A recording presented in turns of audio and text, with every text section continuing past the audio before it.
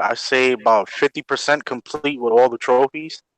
A couple of more to go. Nice. You almost done. Yeah, so I'm getting there. I'm playing Days and Nights Gone because that's how it feels, and I'm playing that game. Oh man. Oh shit. It's a sequel, damn it. Days and Nights Gone. Hey, that would be a nice sequel. That would be a nice sequel title for the next game too. Days Gone's a long game, but I wasn't surprised that it was long because remember when they came out with that article saying that we have 6 hours of like cutscenes, like 50,000 lines of dialogue. Yeah, so when everybody's like this game is long, like, are you shocked? Like they kind of like Red Dead Redemption 2 in so many ways because that is a long ass game too. Yeah, lots to do it. Oh, we're live. What's going on, ladies and gentlemen? Welcome back to the channel. Big Cloud Gaming here live with the panel. RGT episode 62. We got quite a bit of new faces here with us tonight. We're missing one. We're actually missing two. I don't know if Nancy will be able to make it today, but she got. Oh, she here. Oh my God. And then we also have one more person coming in. Party Matador, what's step up, guys? up, please. Mr. Matador. Yo, if Nancy didn't come on this show when I was on the show, I'd have definitely hit up in her DMs. I'd have been like, yo, I'm done with you, bro. Mr. Matador, hit me up on Twitter with your info so I can send you this link. All right, my brother, just hit me up on Twitter. I can send you directly there. Anyway, let's go ahead and start today's show. How's everybody doing today? Y'all good? I'm good. Real good. Bro, Lots to talk about. Let's start this great podcast off with a funny topic. Now, we have confirmation. We've had confirmation courtesy of Mark Cerny of specifications for the PlayStation 5. We know exactly that they're using Navi Tech. Why? Because this came from the lead system architect himself. Why is it on Twitter, ladies and gentlemen, that we have the one and only, and I can't believe I'm seeing this, but the one and only Dreamcast guy saying that the PS5 will use it on 1160. Well, are you sure he said that? Or he was going to have he said like a 16. Oh, 16. I'm sorry. GTX 16. You get what I'm saying? He said something that's absurd. And NVIDIA. Yeah, I mean, why? But a 1660. Did he say it was going to be that, or the performance of a 1660? No, he said that it was going to utilize. Because as a tech guy, well, I know NVIDIA stuff is inferior at this point. NVIDIA's got something special planned this summer to combat AMD, because AMD is really, AMD's really throttling them at this point. They can't keep up with AMD, especially with they're making CPUs and GPUs. But that's a lie. That's all I can say. That's a damn lie. That guy's a liar. I mean, he's a liar. He said he has a notable. Well, he's a notable source or a trustworthy source. Well, he might. Man. I know it's not Lou Waba. So. It might be somebody whose name rhymes with Cats Gaming. For all I know. Let me tell you one thing here right now. He fabricated speaking to a PS5 beta tester. It's obvious lies, because I spoke to people who would know, and they told me, how could there be PS5 beta testing when it doesn't exist as a console yet? It is all parts and bits and bobs shoved into a dev kit. There's very few people, engineers, who are updating tools, which is not beta testing by any means. It's providing libraries and tools to those who have dev kits. So he's blatantly lying. He's not even got the sense to research the lie before it perpetuates. This is what happens when you put views, facts before the truth and honesty. Listen. Mark my words. I tweeted this. Mark my words. YouTube content creators who are blatant liars, just for the views, will always get exposed sooner or later. Maybe not by me, but someone will do it. Never intentionally betray the trust of your audience. It's just not worth it. It's not. I agree. But Nancy, can you do me a huge favor? You there? Yeah, I'm here. Can you hear me? You send Matador the link, please, to the chat. The invite. So this guy is trying to post something for. He had the hold on a second. He had the gall to actually do that video. I saw the video like on my timeline, but I didn't even watch it because I saw it. Who was it from? I was like, oh my God, I know this is going to be false. I know this is fraudulent. Jay, do you know what hurts the most, Jay Barry? Do you know what hurts the most? Some of us have been putting the work in for nearly 2 years, right? Oh And then yeah. now someone's just gonna come up out of nowhere and claim they've got a source. Yeah. Oh, you know what? Yo, Sarah the Great made a good point. Hey, you remember that hoary controller, that weird controller we saw for the PS5 that was leaked for it? Remember that weird design one? It would look like the one from the Astro. Oh yeah. He said, Dreamcast guy did do a video on that particular controller is going to be what PS5 is going to look like. The controller is going to look like that. I'm like, no, there's nothing that supports that. There's nothing that supports that. You're not going to see anything, not even remotely anything leaked, even right now. There's nothing to be leaked. No, and the there's fact nothing. There's no form factor. And the fact that you actually used a 1660 graphics card as a reference for the GPU, right there, that's a red flag. No, like, no, even the right red now, flag wasn't the graphics card. I used to Red like flag, his he used videos. that. And no, go ahead. I used to like his I used to like his videos, right? Even the time he got all emotional and talked about being homeless, and like, I really resonated. I felt like this guy is really. I thought, no, honestly, maybe I was fooled. I don't know, but I thought this guy is really opening up, wearing his heart on his sleeve. But ever since then, he gained a bit of popularity for tearing up. Yeah. Because let's face it, if you play a victim these days, you get rewarded for some reason. But anyway. Yeah. He's tearing up on the video. He gets thousands more views. Now, good luck to you. But do use them views you get responsibly. Like, don't just clickbait now because you see that your money raised up 1 month and you want to maintain it. That's all he does. That's all he does. Yeah. I called on to him when Soul Calibur 6 came out, right? Because I was new to Soul Calibur, but when I'm new to a game, I do my research like hard. So I'm trying to learn this game as much as possible. Of course. And this guy, he put out this review, and I'm looking at this. No, he put out an impression first. And I'm listening to this impression because it popped up, and I'm like, yo, he's not talking about anything mechanically. You know, in a fighting game, you want to talk about mechanics. This guy's just talking about like the general thing you can look up on Wikipedia. Not going to talk about. Why is every video called "Was I wrong? Was I wrong? Was I wrong? Was I wrong about this? Was I wrong about that? Was I wrong about my diet?" It's clickbait. Does this game suck? It's clickbait stuff. Like, dog, if it sucks, just say it sucks. Why you gotta say does it suck? Like you're asking the audience the question when you're the one putting the video out. Yo, and also, I know a lot of people might not agree with me with this, but if you're in the community and you're communicating and you're having conversations with people within this community as well, you should not be having your stuff on private. You review games, and when you're in this community, like I swear, like when he does a review, I swear, like he doesn't talk about anything of substance in depth or anything like that. So I'm like, I don't even know if you beat this game because nothing you're saying is really he's not thorough. He's not thorough at all on any. And you know the thing, right? I some of my videos do well, okay, but that doesn't inspire me to trick out another video as soon as possible to try and get those same views because it's going to be a nice paycheck next month. I don't think that way. Do you know what? I'd rather put out substantial stuff. And look, I'll be honest with you. If a video does well to me, I'm always surprised. I'll tell you why. Because I don't take anything for granted. Now your videos been always popular though. Like I remember, like when you first popped, it was like 3 years ago, 4 years. Damn, Fox, you've been around a long time. 5 years ago, bro. Yeah. I used to get excited about getting 60 views in one whole day.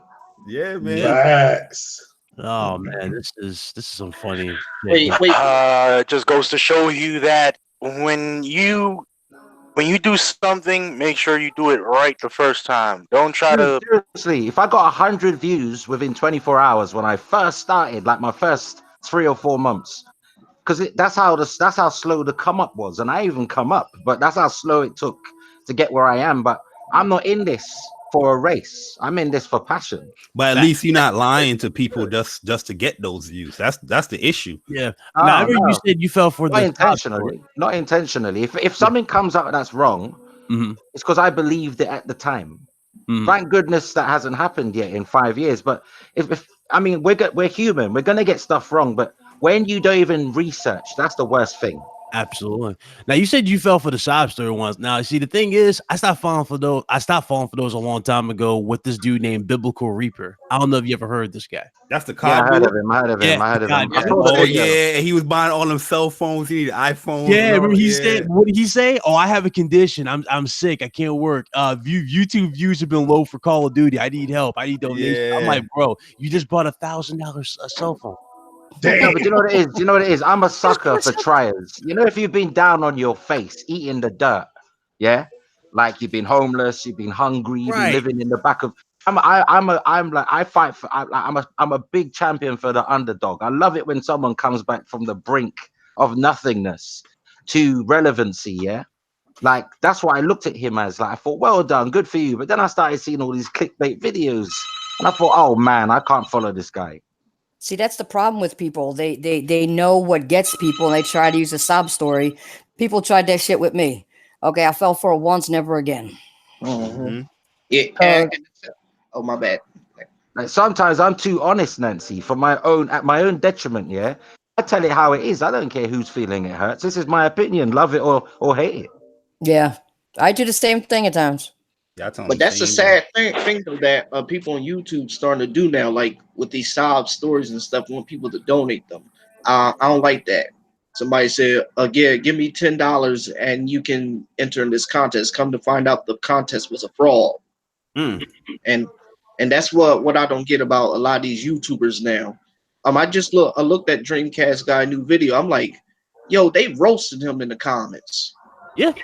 Like, it's a bold statement, though, isn't it? You're talking to a PS5 beta tester. You can't even get the graphics card correct.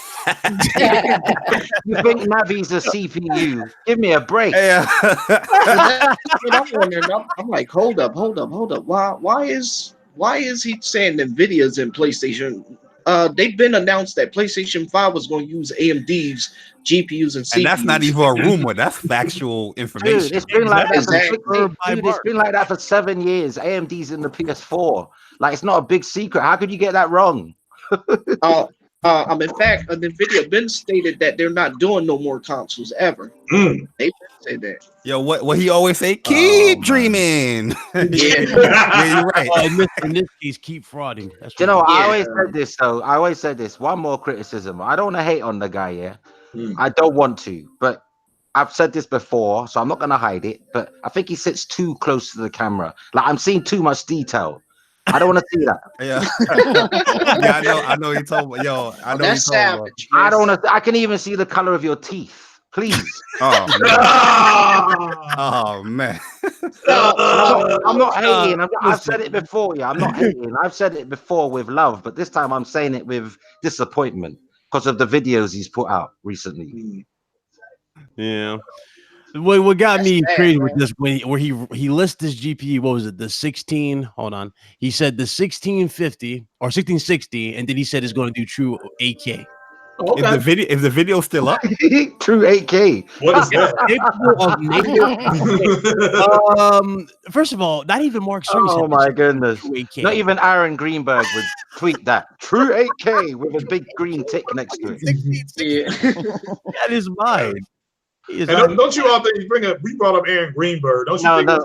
Honestly, that's the worst mistake I think I've ever seen in my whole history of even watching YouTube, let alone having a channel. I've never seen anything so monumentally screwed up and wrong as that. And it's common knowledge. It's literally everywhere. If you are a content creator, how could you not know AMD is the GPU manufacturer? How could you not know the AMD Navi is not a CPU? How could you not know this shit, man? That's crazy. Because people don't do research, and people aren't really gamers. They just do what they just put out shit that they know nothing about. But my 5-year-old daughter knows that, and she's got a Switch. She got a Nintendo Switch. So my 5-year-old knows that. Those y'all in the chat, they're like very, very curious what we're talking about. Yeah, I'm gonna share it on the screen before we move to the next topic. But this is a fraudcast guy. This is one of the funniest things I've seen in a long time. Like, let's bring back Philip Muchin, because let's forgive him, because this is worse. I lose it. Oh, sure. Here. All right. We need Chris Rock up in here, man. I want to hear what he said, guys. This was the whole tweet. This is Mads called him out with it. But why do you think I don't pay attention to half these people? Because I came to learn. I came to learn when I look at titles and certain things what's clickbait and not, and I don't pay no attention to these people.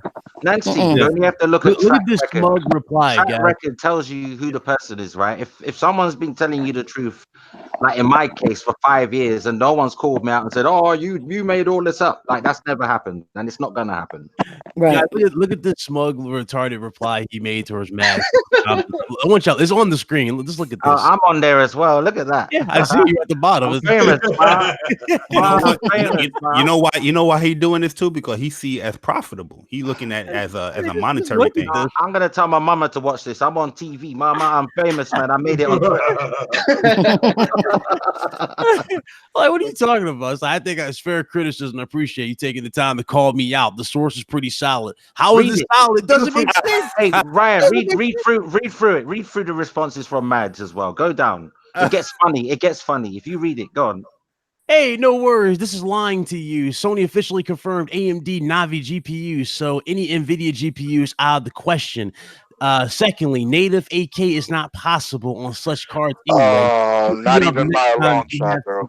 Hit me up next time you have a leak, and I will tell you if it's technically possible. Oh man, not even by a long shot. Like even if you go to the actual NVIDIA website, I guess they have the specs for the card. They have the actual specs, and you can read. Matt even says he's lying to you. I meant to say. Yeah, I know. That's a Linkin Park song, lying to you. You play that shit. No. He ain't lying to no one. He is the liar. I'm telling you, my man didn't stop and think. And he's just looking at it as a monetary gain. Oh, this is what everybody's talking about. But come on, JB, right? How long have I been doing this PS5 news? How can you just come out now once everything's been revealed as much as it has by Mark Cerny in interviews and you've seen demos? How can you suddenly come out now so late in the game and claim you're speaking to someone so close to even being as a beta tester for the console? Yeah, exactly. It's not even a console yet. Yeah, just so random, because he don't do videos like, I never really seen him talk about like hardware and like future. He'll speculate like us. He'll speculate certain. But yeah, you're right, Fox. He does randomly gets this this insider, this beta tester. It's like, yo, let me put out this video, and this. It's like the World Series has already happened. We know who the winner is, and then he comes out with a video saying he knows who's going to win the World Series. It's happened, motherfucker. Like I'm pretty sure what these insiders that hit people up. Like you question them as well. You just don't take all the information. Like, you know what? All right, I'm gonna do a video. Like you don't question them. My man said a 1660. You was like, that can I do 8K? I probably got a 1070. That's not even doing 4K like that. How can the 1660 do 8K? I'm like, bro, so you mean a card that's below mine can do? Please watch Digital Foundry. Come on, that's so rudimentary. Watch Digital Foundry. At least do that. Come on, that's your research right there. I mean, the highest big cloud. You gotta pay the bills. Okay. Sorry to cut nobody off for this. Shout out to Joystick Guru. He says, "Hope you all have a great weekend. Much love." I gotta work. I don't want to hear. I mean, if you could reference resolution scaling with each graphics card from each generation, preferably the 1070s, 1060s, they're mid-tier cards. They do anywhere from 1080p Ultra to 1440p. With settings turned down. You can't even get Ultra settings at 1440p on that card. Yeah, some cards. But it really depends on your setup. But it depends on the game as well and how well it's optimized. And how well is optimized for that card as well. See, I'm not even a PC gamer, and even I know the basics. Come on, Dreamcast guy. Get with it. Keep dreaming. Oh my God, leave that man. Well, you guys didn't know I have a lot of inside sources. I just don't reveal them. You can pick the sauces, man. I got that sauce, I got mayonnaise, I got tomato sauce, I got hot pepper sauce, I got everything, all the sauces you could ever want. I mean, I got sriracha. I got sriracha as well. I love sriracha. I got that too. I got Scotch bonnet. I got that too. No, we got this situation with Dreamcast guy, completely destroying his integrity. Then we got Pro Jared just getting completely crucified. I mean, it's that guy. Well, look. I don't know. I mean, it's been a walking. So this is justified. I'm sorry. Yeah, that's justified. But Jesus Christ, I mean, there's a lot going on in this YouTube scene with that. But without further ado, let's go ahead and get into the actual news. What's going on, guys? Episode 62, RGT. Again, as you guys already know, we started off lit. We about to continue this show. Let's go ahead, man. President Trump, our president, make America great again, decides to propose, and he decides to put an import tax on gaming consoles due to China trade war. Oh, hell no. 25% import tax on all gaming consoles, ladies and gentlemen. If y'all want to see the source, here you go. It's on the screen right now. And here you go. If you want to play games, you got to pay.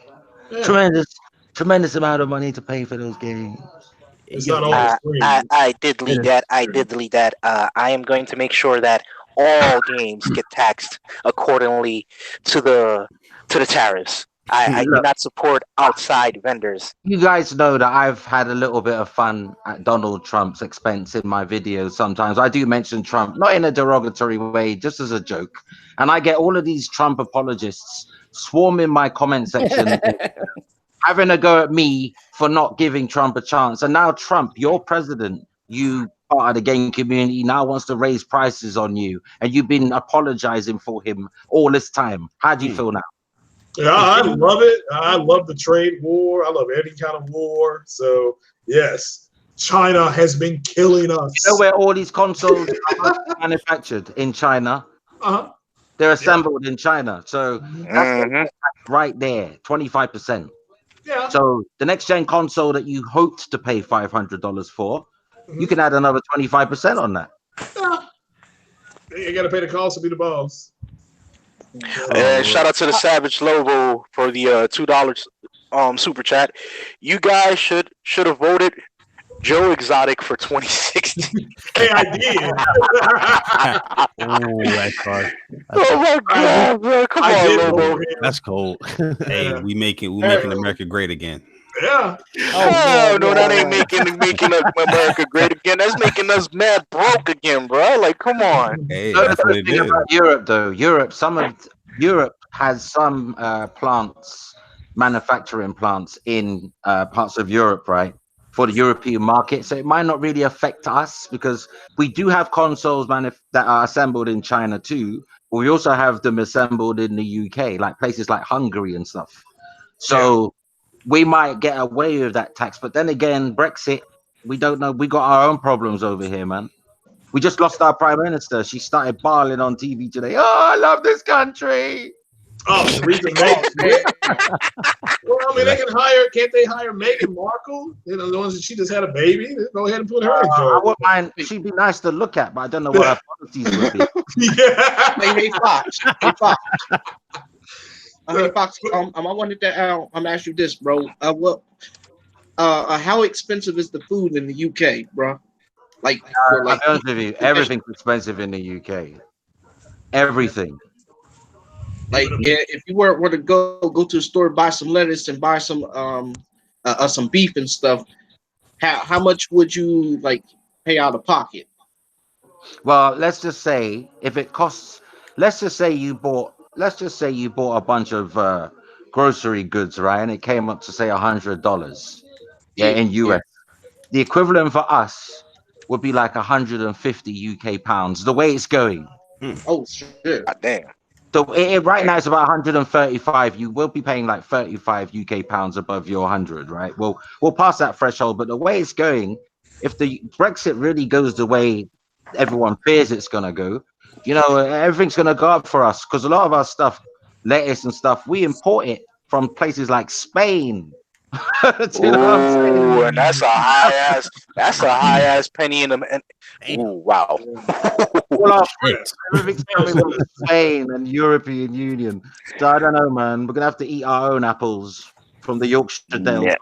Nah, I think you're gonna have to start growing your own vegetables in your own yard, man. If that's the case, because wow, dude, they're trying to make that illegal. They're saying if someone eats from your garden and poisons, then you're liable for their death or whatever. So they're trying to force people to have what we call allotments now. So it means that they're trying to clamp down on people growing in their garden that has a public access. So say your garden's at the front of your home. What the hell? Wow. If a child wants to eat a fruit from your garden, you would be liable for your home insurance would be liable for that child being sick. So this government in the UK is trying to force everyone to like grow their own in there. If you got a back garden that's safe, or you have an allotment like a place where you specifically grow stuff, that which is insane, isn't it? They're trying to stop you from having the ability to feed yourself, so that you are forced to use supermarkets which are run by corporations. I see the game, but that's by Tesco, right? That's by right, Tesco. yeah, and as the Walmart, like we've got all that stuff, man. Wait, so now, besides all that, what other topics do we have, Mr. BitCloud Gaming? I was good. Was gonna ask you guys. I'm gonna break the tension for a second. Who's playing the Neo beta? Me. Oh, damn! I downloaded it. I haven't started it yet. Yeah, me too. Can you guys hear me? So who actually played? Yeah, we can hear you already. I've played it. There you Okay, go. so I'm gonna ask you, how is it? Because I love it. I It's actually good? love it. The only thing is, I think they should do the graphics a little better. Well, I mean, it's in beta form, alpha. Yeah, but I know, but I'm just saying from what I saw. But I like the game. I really do. I'm enjoying it. What's this beta? Sorry, what is this game? Neo 2. Neo 2. Oh, I haven't played the Neo 2 beta, but I have played the PS5 beta. Yeah, I did that last night. Yo, according to y'all friend too, he's saying that Neo 2 is easy. Okay, well, Bloodborne to me, I just hit the triangle. The guy gets swinging the Easy. I wouldn't go through too crazy on that. Not as hard as Mass Effect. No game will be as hard as Mass Effect. All those decisions you have to make during that whole series, not knowing whether you're going to have enough to go, to get everything done. That's hard. Just out of curiosity, what has everybody been playing lately? I'm on Secure right now. I'm on Days Gone, man. I just love Days Gone. For me, it's like it's preparing me for The Last of Us Part 2. I'm on hiatus. You're on a hiatus, man. I'm playing that Days Gone till I platinum that bitch, man. That's just how I am right now. I'm trying to get through the rest of Days Gone, but the problem is the end of it. They're dragging it out. It's like, come on already. Well, don't spoil it. I'm still waiting for this guy to get up off his ass because he keeps complaining about his arm hurt. Boozer's gonna annoy you a little bit in the beginning. Not doing anything. Let me just say, this is gonna upset the SJWs out there, but I'm sorry, to be honest. I keep personally dying at the bit where she bends over when she asks you to pick up those medicines. She keeps bending over, and I make sure I die so that cutscene keeps replaying. This game might not be 400 hours. Apparently, flirting is not, acceptable in video games. You're not meant to find women attractive anymore, and women shouldn't find men attractive. We're supposed to live in isolation. Don't touch some retarded reviews for this game. People complaining about the wedding vow scene. I'm like, you motherfuckers. Yo, they said that they didn't like the term old lady. You know what I mean? So the well, that's reviewer. What they're called. When you're married you're an old lady. Yeah. You're not technically part of the club. You're just an old lady. That's my old lady. That's that's my soulmate. I mean, when you say my soulmate, my true love every 5 seconds. Like, come on, man. They don't like that. But yo, I'm playing Rage and I'm playing MK11 and Blaze Blue Cross Tag. How's Rage? Mr. Barr, don't you have Tekken 7? Yeah, I have Tekken 7 as well. We need to get on Tekken 7. That's what I'm saying.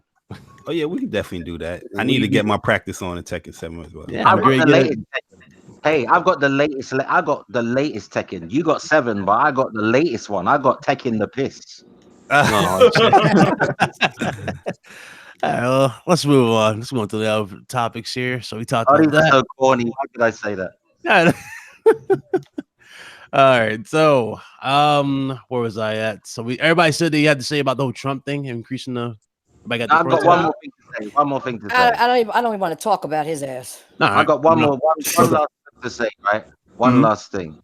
That guy is not going to see out the end of his term. Yeah, I think he's going to resign. His taxes are going to. They're forcing Deutsche Bank and all of these other banks. He's hiding his whatever secrets that they're being subpoenaed. They have to show his shit, and that's going to out him, and then he's going to give up the presidency, and then you'll have Mike Pence, who loves the gays, he loves LGBT, he'll run the country. Mm-hmm. Yeah. Well, we should know what it's like to have an asshole. The only thing I will say is that they already know that he's cheated on his taxes, hasn't paid, and hasn't done this, hasn't done that. His ass should have been impeached already. I'm sorry, because Only because if what's his name only gets some little fellatio over there and he gets impeached, this guy is destroying the country, and he still gets to keep on going until it all goes to court and all that other stuff. Come on. Yep. Yeah, I like that. I like that press conference he just had, though. He's talking about, I can't work with him with all these investigations going on. The most embarrassing one was when he had his staff line up and say, "Was I angry? I wasn't angry." He was. Those child trying to prove he didn't lose his temper. He has a lot of loyal people to him, man. My man said the news is real, but the leaks are fake. Like, what the fuck? You know, it's very entertaining though. It's like a bit like George Bush. Very entertaining. Yeah, it's funny to me. That it's hilarious, you know. So, but yeah, that's pretty man. We can move on. Let's move on. This man, even though I'm pretty sure he's on Twitter right now, just trying to find. He's going crazy. Yeah, I follow him on Twitter. He's going crazy. That's all he does. He spends the majority of his time on Twitter just trying to start. I heard the RGT podcast didn't like me. Fake news. So did I say a 25 increase on taxes on consoles? I meant 45. RGT podcast is fake news, just like CNN. Funny too. Oh, we don't talk to CNN. That's fake news. That was hilarious. My favorite quote: when walls go up, RGT shuts down. There you go. There you go. All right. So Sony actually came out and said the future is bright for PSVR, and they won't stop going into the PS4, which we already knew. But they are definitely showing that their commitment is still to VR, and they're also hinting at a new VR headset, which we also talked about. The question is this headset going to be wireless, like a lot of patents are going around hinting at? So there's that. I don't know what you guys think about that statement. I think the first one will not be, but I think as the generation goes, they'll come out with one that's wireless. Okay. Yeah, I don't think the next VR should be wireless. People got to understand and slow down for a second. Yes, PSVR, the setup for it can get a little bit cumbersome. You have a lot of wires there, but think about what you're saying, guys, when you say a wireless VR headset. That thing has to process all of that stuff that you're looking at on that headset, and you want it wirelessly on your head. You know what I mean? I just don't understand that, man. Like, simplify it. Have one cord connected to whatever the PS5, from the back or the front, whatever. Tumor, right? Who wants a brain tumor? I mean, everyone's going to get a brain tumor when 5G hits the. Yeah, exactly. But the Oculus one is not wired as much. That's what I mean. They got to make it more. I said they got it. I hope they make it more like that. The Oculus is lighter. And the PS4 one, the one I have, it's got that giant thing on the right side of your head. That wire, that thing's got to go. That thing is cumbersome. So I can't speak about PlayStation VR 2.0, but one thing I can say about PlayStation VR is it's compatible, as we all know, with PS5, and in turn, although it's limited by its optics, because it's not exactly full 1080p each, lens, right? Correct. On each side of the lens, but you'll still see more clarity in the graphics in the game. Like, the resolution will still get a bump. It will just be crunched into whatever the optics of the older model of PlayStation VR can do. Kind of think of it as like super sampling PS4 Pro or Xbox One X on a 1080p TV. They'll be able to do that within the confines and limitations of the total resolution of the unit itself. So you will see an improvement. There'll be better draw distances. So it will be a very much improved experience, quite significantly improved, because Sony's not just going to be lazy and just say, oh yeah, it works in exactly the same way and has the same limit. It looks exactly the same as it would on a standard PS4. Why waste all that extra PS5 power? Right. So that bit is obvious. Where I want to see PSVR improving is the controls. Like, the move control works perfectly fine with it, but it just looks outdated. Yeah, I want something a little bit more, streamlined. I want something a little more sleek. You know what I mean? Where it just looks cool as well to use it. There was patents I covered a long time ago, but I remember. You remember that video where they were like these things that go in your hands and they're like kind of like the touch. Kind of like touch. They track your fingers. Yeah. In 20 years, right, VR will be as compact as putting a pair of Ray-Bans on. True. Yeah. In 20 years from now, it won't even. It should be like putting a pair of shades on, man. Trust me. Slightly thicker, but it'll be the size of shades. Mm-hmm. Hey, yo, a great game is coming out this Tuesday as well. Blood and Truth. That thing is looking fire. I will be streaming that, by the way. Okay. So, what was I about to say for that? So we covered that. So I think I lost my train of thought for that one. We talked about the Oh look, Mr. Eddie 940 in the chat said, "I'm here for Barry. What's poppin', man?" So what about the rest of us? Well, we damn to hell. yo, what's good? You know, it's messed up, man. Yeah, Mr. Eddie, there are a lot of people here. You know, I feel very marginalized right now. I mean, we all spread the love. We spread the love everywhere.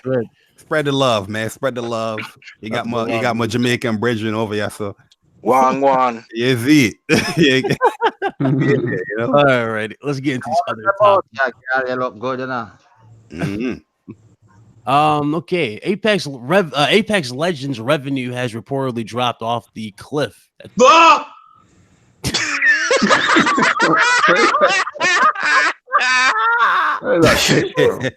my God! Yo, Craig, you gotta explain that last, man. What's going on over here? Well, I mean, because I was told that multiplayer was the future, and we need crossplay and calling in the B2 and getting one-man army. And are you telling me that a multiplayer game is not working? I can't believe it. What are we going to do? And again, nobody wants to play with your stupid monkey ass. Just move that shit alone.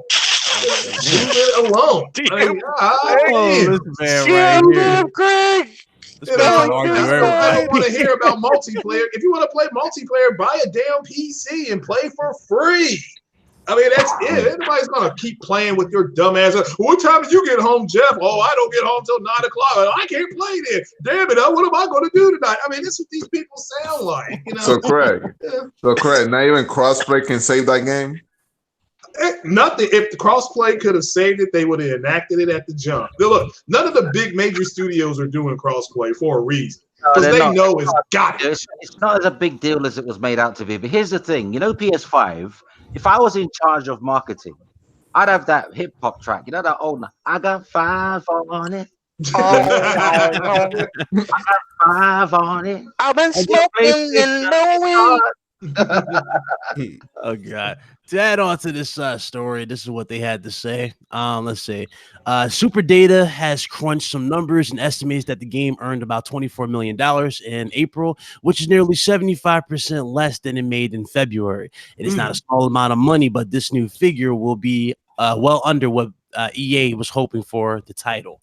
So they're saying that the game Big Cloud, what about the other news about Crackdown 3's Ghost Town multiplayer? Because once again, multiplayer. I forgot. That was me and you covered that live on the channel. I forgot about that. They weren't here when we talked. Gone away. It's gone down more than an elven whore. Just let that shit die and play on PC. But again, I don't want to play with your dumb asses. I will play H1Z1. I'll play H1Z1 because I can't today, yo. This shit is too late. I don't know, he's calling me on that bullshit, man. I don't want to hear anything about multiplayer again. Okay, because this shit is dead. I will play Madden online with somebody. I'll play MLB The Show with somebody. But this whole thing of running around with a gun, we were doing that in the 90s, people. Nothing has changed. You still running around, capturing a flag. We got walls made out of Play-Doh that we can destroy. What now? We had walls made out of Play-Doh that we could destroy. What are you talking about? That's true, but the whole Crackdown thing, wasn't that supposed to be? Right? Wasn't it destructibility, guys? Yeah, wasn't we supposed to have all this gameplay? Wasn't Azuri the one to do all the cloud computing destruction? Yeah, I mean, that's my understanding. Yeah, that's what somebody, you know what's funny about that review when I actually gave my impression about that game? So many people got mad because I showed the original. Yeah, you know what I'm talking about, Barry? The first ever cloud destruction video I showed. Mm-hmm. Oh yeah, I remember that at the start before we got to the finished product. Dude was like, "This dude just has a vendetta." I'm like, "Are you kidding me?" That's what they showed you. Yo, listen, they've been slaying me for Crackdown for years. When I said that game looks like hot garbage, you know what I mean? And they were like, "Yo, you're toxic, J Bar. You're not a gamer," and all that crap. She put on her Twitter feed the red faction destruction of that building. that looked better than what they did on Crackdown 3. But hey, look, the multiplayer was supposed to be the savior of that game, and thousands of hours of playing with your friends. The next level thing, yeah. Crackdown 3 was a hustle. Yeah, I'm gonna iterate it in Spanish, if you may. Crackdown 3 es una pura mierda. Yeah, yo, you know my boy Biggie said it's the 3 crackdown commandments. He said something. I iterated in Spanish too. Waste the money. One. Don't buy the skin. Don't waste the money. Don't call me honey. Who Biggie want to tell you about Xbox popping on the Crackdown 3?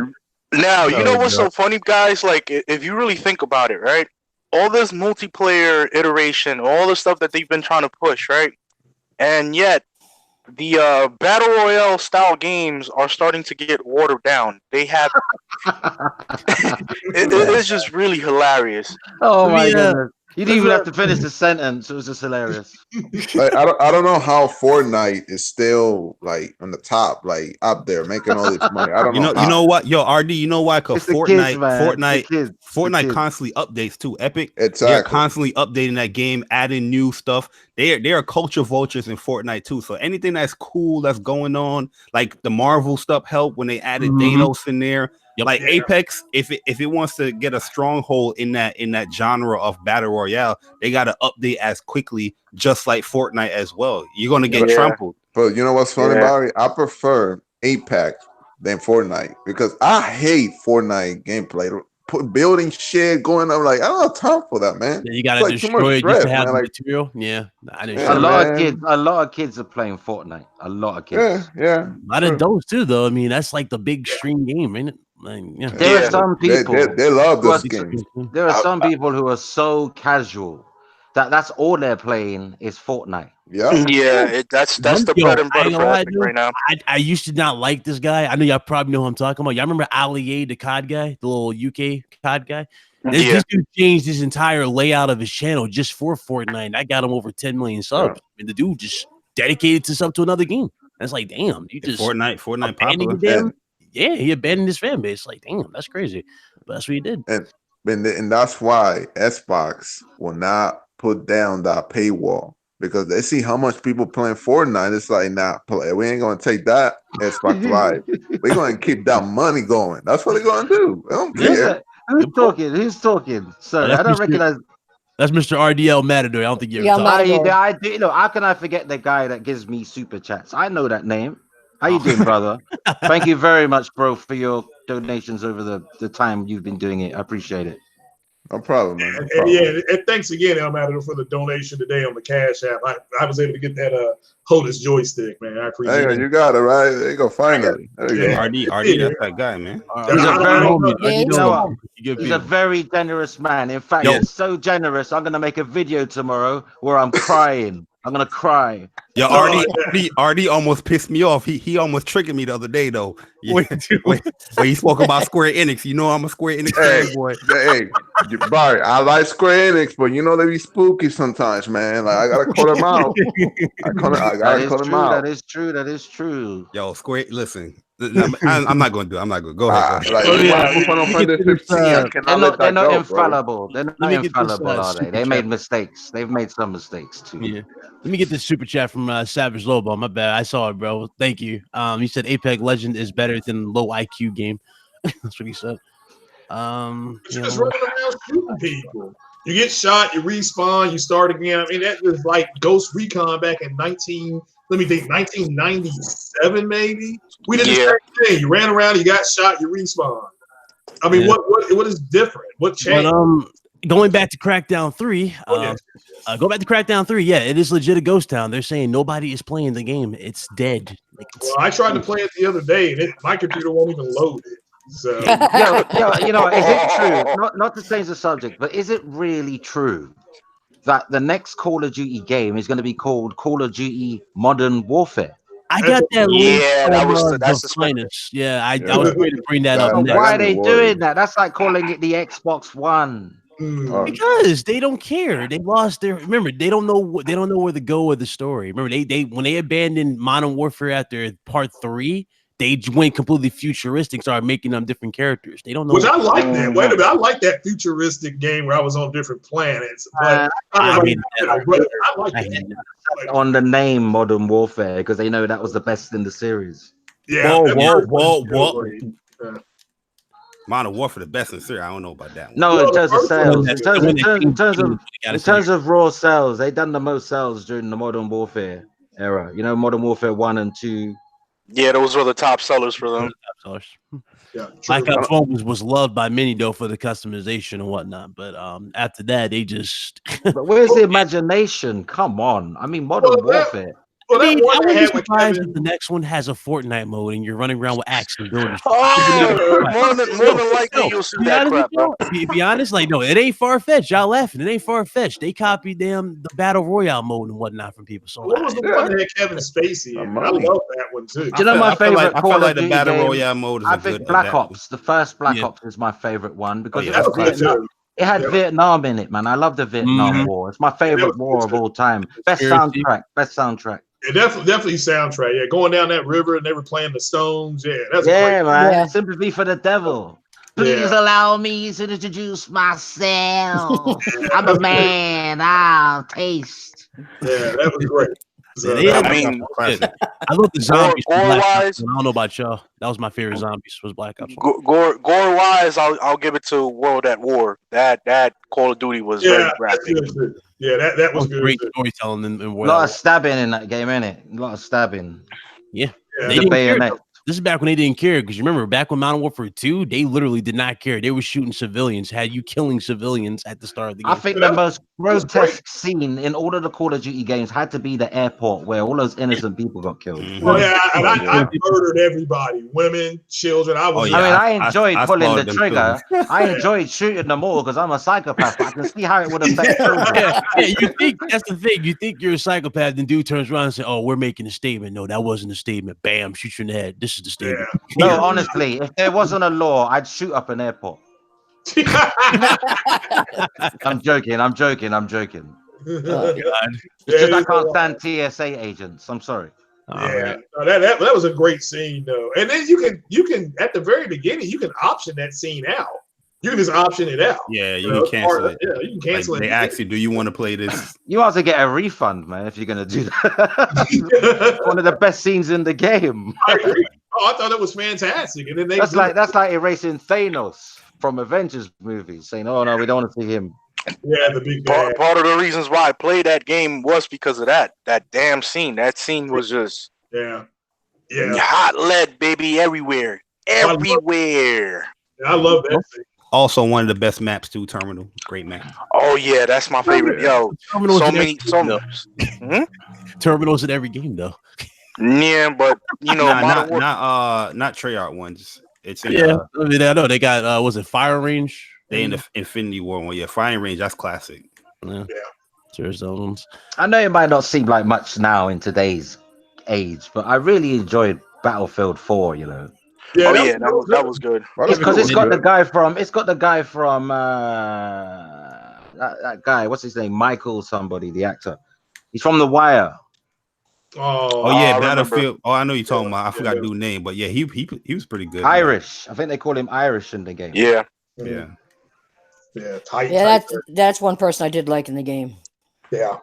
He looked the best. He looked the most realistic out of all the character models. Yeah, that was a beautiful. I don't know what it is about black faces, but when they do black faces in video games, they always end up looking very realistic for some reason.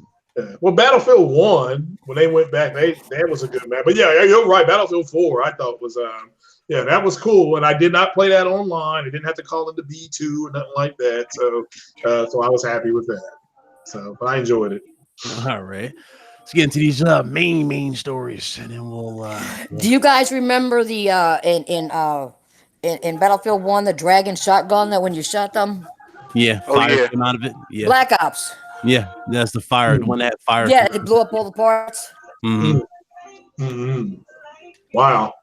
That shotgun wasn't even in the multiplayer. That's how garbage they were.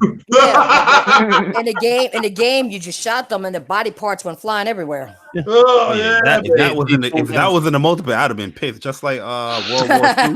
'Cause World War II, they brought them fire bullets into the shotgun. And it's a real shame. I haven't really played multiplayer online at all since I migrated from PS3 to PS4. Am I entitled?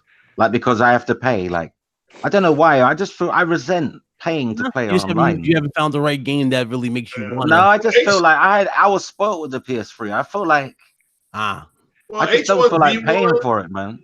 H1Z1 is cool. It runs 60 frames a second on PS4. I have a blast on it. And it has green smoke. When the screen gets small, all this green smoke comes out of nowhere. I'm like, well, I guess I'll go run around somewhere else, but it's actually a fun game. You parachute out and you have to find guns and ammo and stuff like that. So it's actually pretty fun. Actually, my most enjoyable online game, you guys are going to think I'm crazy, but it was probably MotorStorm and Resistance. Your Resistance too? Oh my god! I almost failed a lot of classes because I lived on those games. Like I lived on it like it was fuel. I lived off those games like it was calories. Oh yeah. Seriously, I even forgot to eat sometimes. Yeah. Resistance 2, I was on that faithfully. I missed that game. Online was amazing. I was 16 stone when I first started playing Resistance. Then I went down to about 10 stone, and I thought, oh man, I need to see a doctor. Oh God! I felt like Christian Bale. Go on here. Okay, so Ready at Dawn made a comment. Their new AAA game. Now they haven't announced the name of this new AAA game, but they did announce that it's in prototype phase. A lot of people are thinking that it's the Order 1886, but they actually somewhat declined that, saying that they're going into this basically because they're also they talked about 2 games in this. Now, obviously, the game that's in prototype, and also this game called Lone Echo, which is the last game they made. That's the VR game. Yeah. Who's making these games? Who's making these games? Ready at Dawn. Ready at Dawn. Oh, they're not going to be exclusive to they're multi-plat games. They're multi-plat, but basically it was interesting about it because a lot of people were saying it's Order 1886, the new game that's in prototype phase, and they were saying that they're going to be just looking for ways to improve, games like Lone Echo with VR with their experiences. But as far as the game in prototype phase, again, this is just a game that's a lot of speculation. A lot of people think it's the Order. I would hope that it's the Order. But I'm not sure. Yeah, I hope the people that think it's the Order, I hope they actually bought the Order and played it. I agree. Man. Breaking news here on Ryan's RGT. I tweeted this out. But Sony are bringing back a game that some people are going to shit their pants. A game that's been dormant. Like since the PS2 era is coming back. Damn. And people are gonna shit their pants. I wish I could say more. Facts. Let's see. Maybe Ape Escape. That'd be amazing. Yeah. No, it's more grown up than that. That's what I can more grown up. It's a multiplayer. It's a grown up. It's a grown up game. There's no way they can ignore SOCOM. It'll be a mature rated game. Mature rated game. So okay. So maybe SOCOM, maybe Siphon Filter. Well, I can't say. All I can tell you is it's not a kiddies game. No, right? Oh shit! It better not be Tenchu. If it's Tenchu, well, Tenchu's out. It's called. That's what we just got with Sekiro. That's Sekiro. No. I want a real Tenchu game. I don't want Sekiro. I want Tenchu. Hero fire. Look, bro. Look. According to the Xbox community, Sony's there going to be no more exclusives. So according to them online, so the game won't be exclusive. It'll be going to Xbox too. You guys will just get ready for that. That fuckery to start here soon. Well, there's a good chance it might be shown. There's a possibility it might be one of the titles shown that Sony may show this year. Now that's not me like stamping it and saying that's firm because plans can change. But from what I'm hearing, there's a possibility we might see it before the end of the year. So I'm thinking PSX because I don't know what other event they're gonna do. But they're gonna show gameplay or a trailer or something, and people are gonna blow their minds when they find out what it is. They're gonna go, thank you. You might finally bend over for Sony and touch your toes. Feel the pain. Oh man. I ain't Come going on, out like Fox. that, Fox. Come on, don't tease us like that. Come on. Wait, I think next year will be a full blowout event for the next generation PlayStation, similar to how the PlayStation 4 was. So we don't have to worry about PS5 this year, but next year is going to be a big focus. This And year this game's gonna be this game's gonna show off Sony's seamless. You know the way the way they use the Spider-Man demo to show all the stuttering on PS4 Pro when they sped it up, and on the next gen PS5 version, it was all running super fast, and all the graphics and assets were not having any trouble loading. There was literally no glitches at all. Well, this game is gonna really show off. So here's a hint, another hint. Obviously, it's open world. This game's gonna really show off Sony's seamless engine technology, where there's literally going to be no draw distance whatsoever. Shadows won't even draw in. Shadows will not draw in. Like, you see shadows drawing in on PS4 and Pro games and Xbox One X. You can see the shadow drawing in at some distance, or it's a less detailed shadow. And the closer you get, you can see the line where it's actually improving in visual clarity right in front of you on a lot of games, right? Well, you won't even see that. You won't even see that. You won't even see any of that. Well, not on Xbox One X. Well, you brought up PS5 because that's big time. Oh, go ahead, Greg. I'm sorry. I mean, I'm saying the Xbox One X is perfect. It got 6 T-flops. So no, but you can still see the LOD, the level of detail. You can still see where the graphics join in, especially with shadows. Not according to the Xbox community. You can't see any of that. Oh, you're joking. I'm sorry. Yeah, go ahead, Big Cloud. I'm kidding. I'm fucking with you. Wait, Foxy, can I ask you a question? Yeah. What jar of sauce did you get that one out of? The marinara? It was barbecue. Oh, barbecue sauce. Okay. My man got it from the Santa Penta Maria. That's what he got. Suitable for vegans. Suitable for vegans. Wait. But, Brian, did you get the topic I sent you, bro? Not the topic, the presentation I sent you. Oh shit, presentation. I like it. I gotta go back to that. It's in the chat. I'm on the group chat. Okay, it's into the group chat. Keep dreaming. Keep frauding. Dreamcast guy is a mess. I never will trust him again. No. Now he blew his chances. Oh man. He blew his chance. You can always sub to me and hit that Cash App, Craig Tech, $ Craig Tech. Thank you. I'll get to that in a second. All right, I'm gonna get to this one real quick because we're on that PS5 topic. The new PS5 load screen demo we officially saw it compared to the PS4 Pro. It was running in real time. We saw the load times exactly. It took them like 83 seconds or 8 seconds to launch the entire game and have the world open with no pop-in whatsoever. Versus the PS4 Pro, where it was actually noticeable pop-in in numerous areas where they were zooming in and going through the world. That's what they were. For those of you that were wondering why they were doing that with the camera when they were going through the world, they were showing you how much texture pops in when they're going in super fast. And you guys see it when you play Spider-Man, rather even on the regular base PS4, when you're in the air and you're doing the web sling, and you'll see like trees start processing in the background. And they even showed you that in Digital Foundry's video when they were showing like how you would.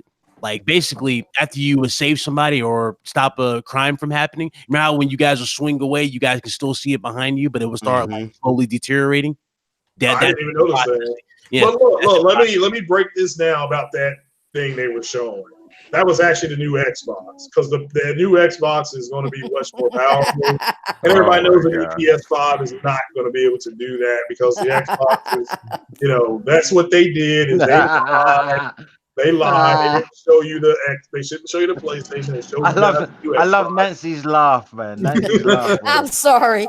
That's like that. That's Vegas. That's like Las Vegas for me. Greg is on the road today. Craig the tech guy is on the road. I mean, that's the truth. Everybody knows that Sony's not going to have 8K upscale. Mark Cerny lied, and there is no secret sauce. Even though Miss Wu, who owns the goddamn company, said they had secret sauce. It's only fitting he makes a Dreamcast guy reference in the new name. And boy comes out and just says some shit. That's funny. Everybody knows. Everybody knows that was fake footage. I'm gonna go ahead and put it on Twitter. The PlayStation showed fake footage. How dare that? Show that new Xbox. I mean, we all can say outlandish shit. We can say PS5 could do 10K. It's gonna run one down ETX. Yeah, we know. Here's my predictions. PlayStation 5 will have over 50 gigabytes of GDR7 RAM. I got it from an inside source that I got from. Damn, I didn't even know we were up to DDR7. Yeah, damn.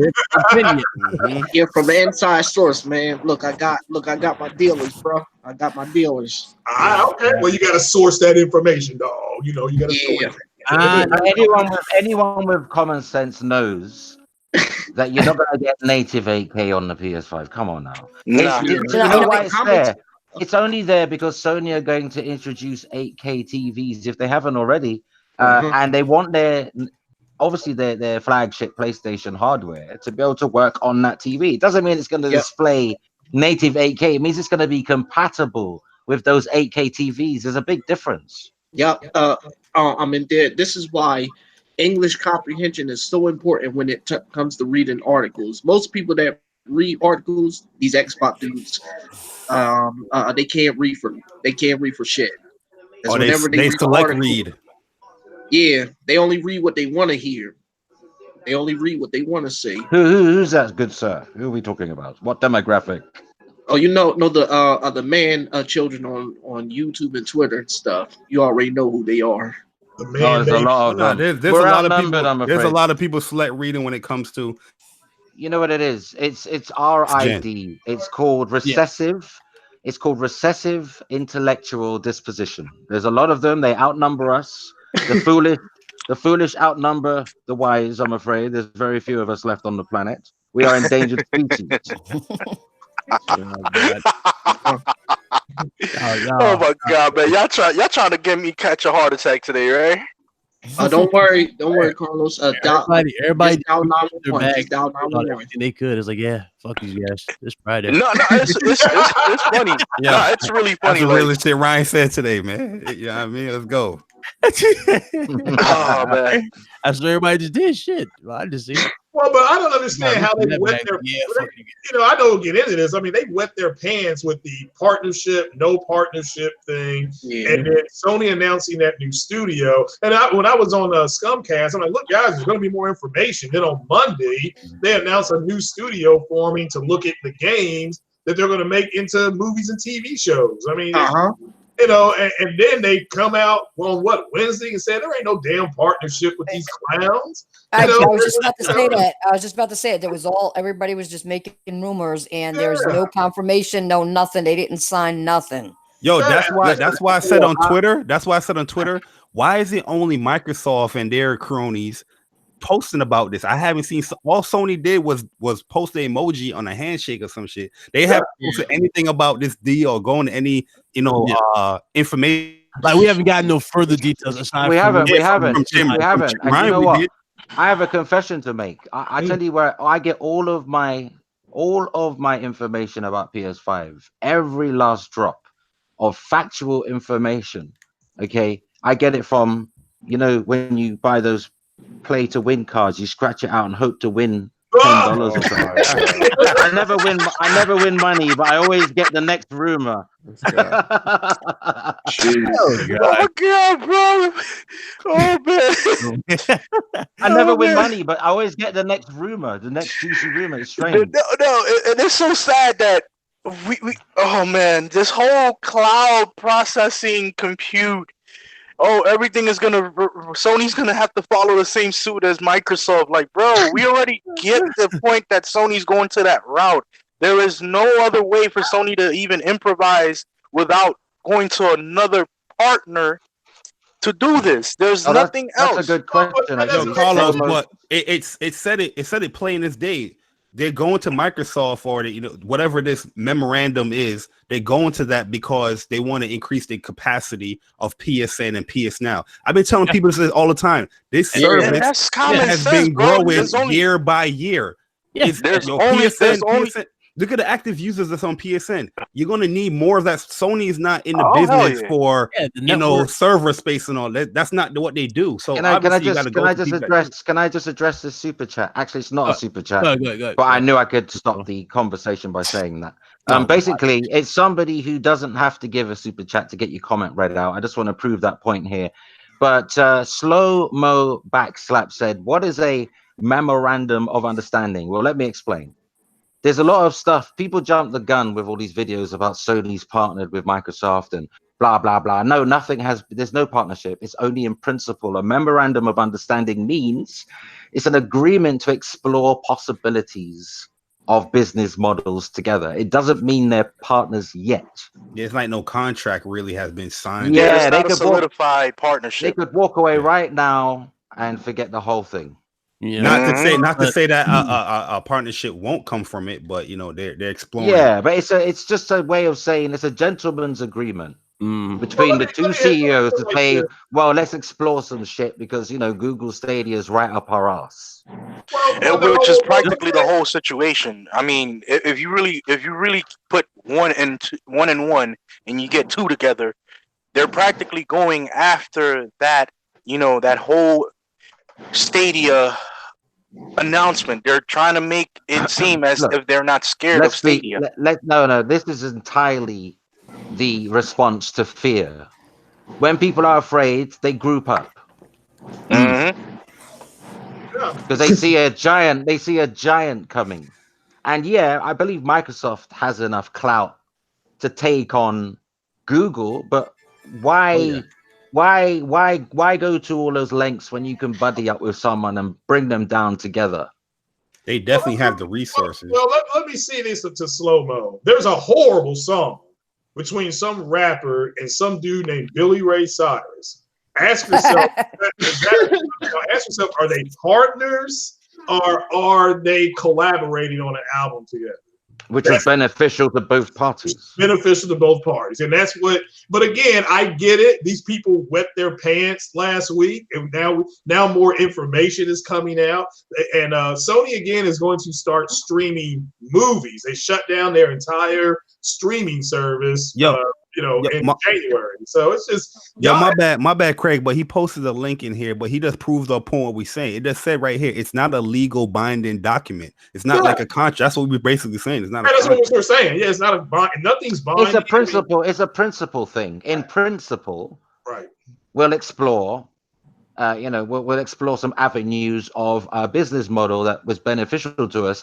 But if they never get to that point, no investment was done anyway. Only a handshake, and people will walk away with their tail between their legs, and that's about it. No harm done.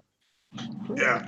Well, and again, they don't. But what you all just said right there, they don't understand that. They really don't. And I'm just to a point now where I'm tired of these people wetting their pants. So I mean, you all deal with them at this point because they don't understand what Sony. Literally, the guy just came out and said that they're going to use Azure to help improve the PlayStation Now and also to help improve Sony the remote play.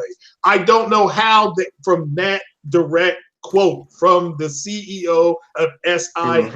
They go to they're going to put games on all these devices and stuff like they started doing this shit in 2014. Yeah, but what they spoke about there, Craig, was the capacity, because right now PS Now, the servers that they have is only 15 data centers where the capacity can only fill up to like 5 million. They're planning to push it more to grow. So obviously you're going to go to a business like Microsoft because that's their business. And they need nodes. They need nodes all over the world because they need players. They need to get the nodes as close to people as possible. Like Google Stadia is going to have it closer to the general population, okay? Listen, here's the real kicker. If we didn't hear anything from Google about entering this whole gaming thing, right? Could we hear about this collaboration, this memorandum of opportunity between... I don't think we would, because they got this together just within months. And what happened months ago? The Google Stadia event. Yep. But there's one thing. But there's one thing these people. Anyway. There's one thing these people aren't getting. It's between the cloud, which and what they're talking about doing to increase capacity has nothing to do with the Xbox division. There are companies out there that has nothing to do with games, okay? Getting games or Microsoft games or doing all that or sharing it's about games. infrastructure. It's about Exactly, because there are businesses out there that have the cloud that have nothing to do with gaming. But Nancy, that's why I said on Zaire podcast and the multiplayer podcast, I said you guys aren't even like Xbox fans anymore. You're just Microsoft. Like you evolved into the Microsoft business, the company fans. Like that's all you guys are talking about now is Microsoft, not Xbox. You notice how the conversation changed. It's not an Xbox thing these guys are mentioning or doing videos. No, everything is Microsoft, and now it's being Microsoft compared to PlayStation. Listen, I don't want to blow my own trumpet, Jay Barry, but I have to say this. Do you know about 3 months before we heard anything about Microsoft and Sony, I put out in a video where I said in it at the end, don't be surprised if PlayStation ends up with some type of Xbox Live services. I swear, as there is a spiritual entity in this universe, that I said that, right? About 3 months ago. Now, I'm not going to pretend I knew because I didn't know. I didn't know anything about that, but that shows you the insight. So you can connect dots. You can look at things and say, well, Microsoft seem open to getting into bed with anybody, like video game whores. Video game, why not Sony? Yeah, but the thing is, once again, they're not getting. With one thing they're not getting that has nothing to do with the Microsoft. I mean, the Xbox division. They're two separate divisions of Microsoft. And no, I mean the services. You know the services that will power Xbox Live. That will be Azure, right, for next gen. So it's technically still PlayStation getting Xbox Live services, not the actual integration of Xbox Live. In the same way that Switch has Xbox Live integration in the background, but you don't get to use Xbox Live on it though. You know, for Cuphead and stuff. You're right, but these are what people aren't getting, is what I'm saying. They don't get it. You're right. They don't have no common sense or no brains. They really don't, because if you go back, but if you go back to even when the cloud, when they were talking about the cloud, when Phil Spencer, or as everybody calls him Uncle Phil, and I heard somebody call him Daddy Phil, but anyway, but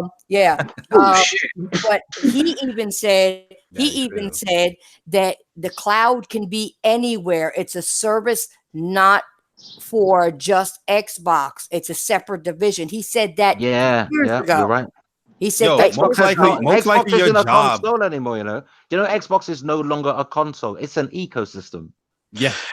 Yeah, and this is where I come in and try to say something, a little bit of something, because I've been hearing you guys talk.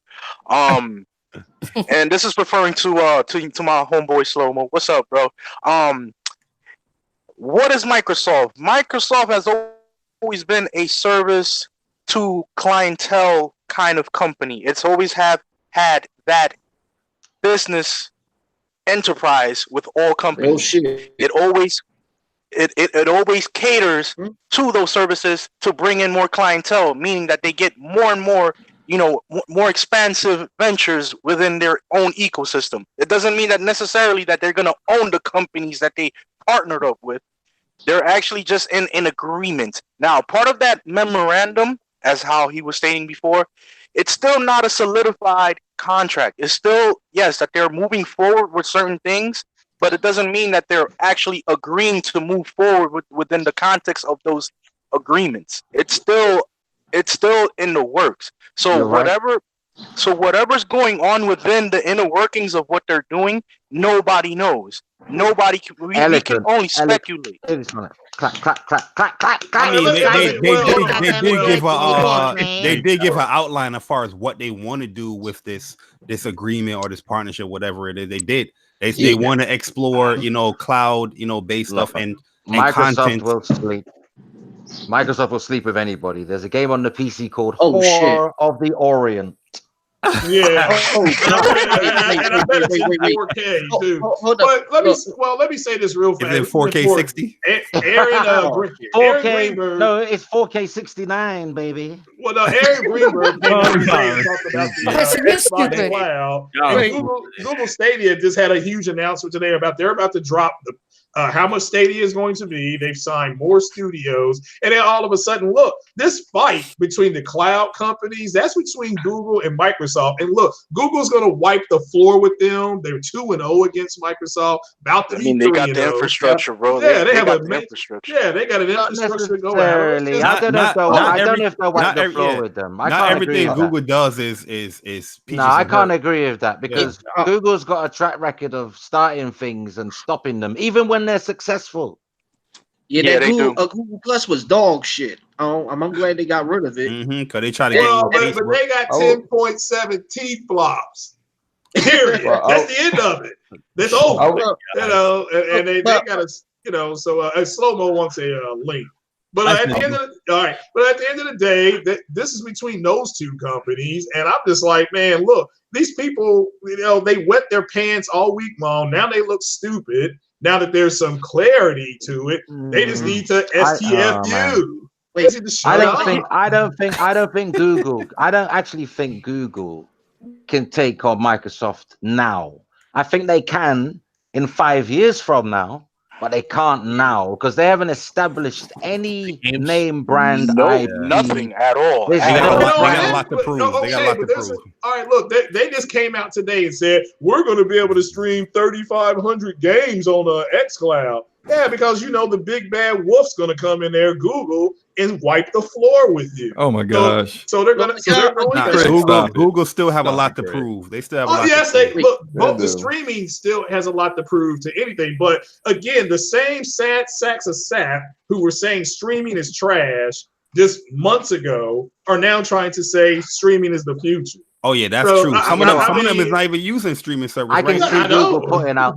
I can see Google putting out. I can see Google putting out arty farty. Google's exclusive games. I can see the vision. I got a vision of the future for Google, right? I think Google are gonna put out arty farty abstract type video games. Like with very radically different art styles, like really niche looking. Like I think they're gonna because look at Google. They're always changing. On the web. On the actual search engine. How many times have you seen that Google image change? Like it changes like the weather, right? And you can see they're into arty farty nouveau bullshit. Got some with Archie Bunker on it and stuff. I'm like, whoa.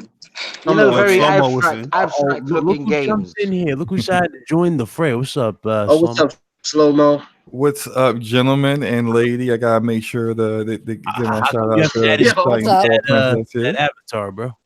Say what? How come you haven't added? Yeah, like you got bitch slapped, man. Who got bitch slapped? No, I said Avatar. No, man. Look, I haven't. Yeah, that looks like a certain gamer that rhymes with Slack getting smacked. I've heard that before, and I promise you that wasn't the intention when it was made. I actually got this from like a Google image. That you look like you beat the goatee off that face, man. You used to have a goatee. Well, let me say a couple things real quick. And first, let me comment on something that Craig said about Google. Google is going to bomb, and I'm gonna say it right now, especially after from what we've seen, from what Google Stadia is. When it launches this fall, it's going to be a whimper. It's not really going to do much. All right, based on what? But based on the fact that for me personally, wait. Let me not just say me personally. I do have a personal experience with because I was in the closed beta. Yeah, you did. And it was bad for me. It was a bad. It was wait. You was in the beta. Was you in the beta too? What, the PS5 beta with no PS5 beta. I was in the beta for. You sure? Because I want to make a video tomorrow. I'm gonna make a video tomorrow. You sure? Can I count on you? Are you a credible source? Can I count on you? Because I don't want my fans to turn on me. Hey, look, I've said it multiple times on podcasts. My experience with Project Stream was not good. It became a slideshow after a while, after maybe about 2 or 3 minutes of playing. And I know that's not everyone's experience, but that was mine. I'm not quite sure if they have solved that issue with it. I know what some of the issues are, and it's more of an ISP issue than their cloud services, but they're going to have to kind of get around those bottlenecks. I'm looking at thinking about also how so many people, and it wasn't just a couple of people, but a lot of people were complaining about the performance after their appearance at GDC. And the fact that they don't have any games. Like, there's no way you're gonna launch a platform. They're like freshmen. They're freshmen in this game. But I said it though.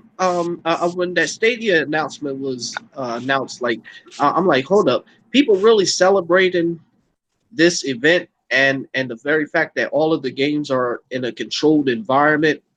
Because I said, ain't no way most people gonna have that seamless connection.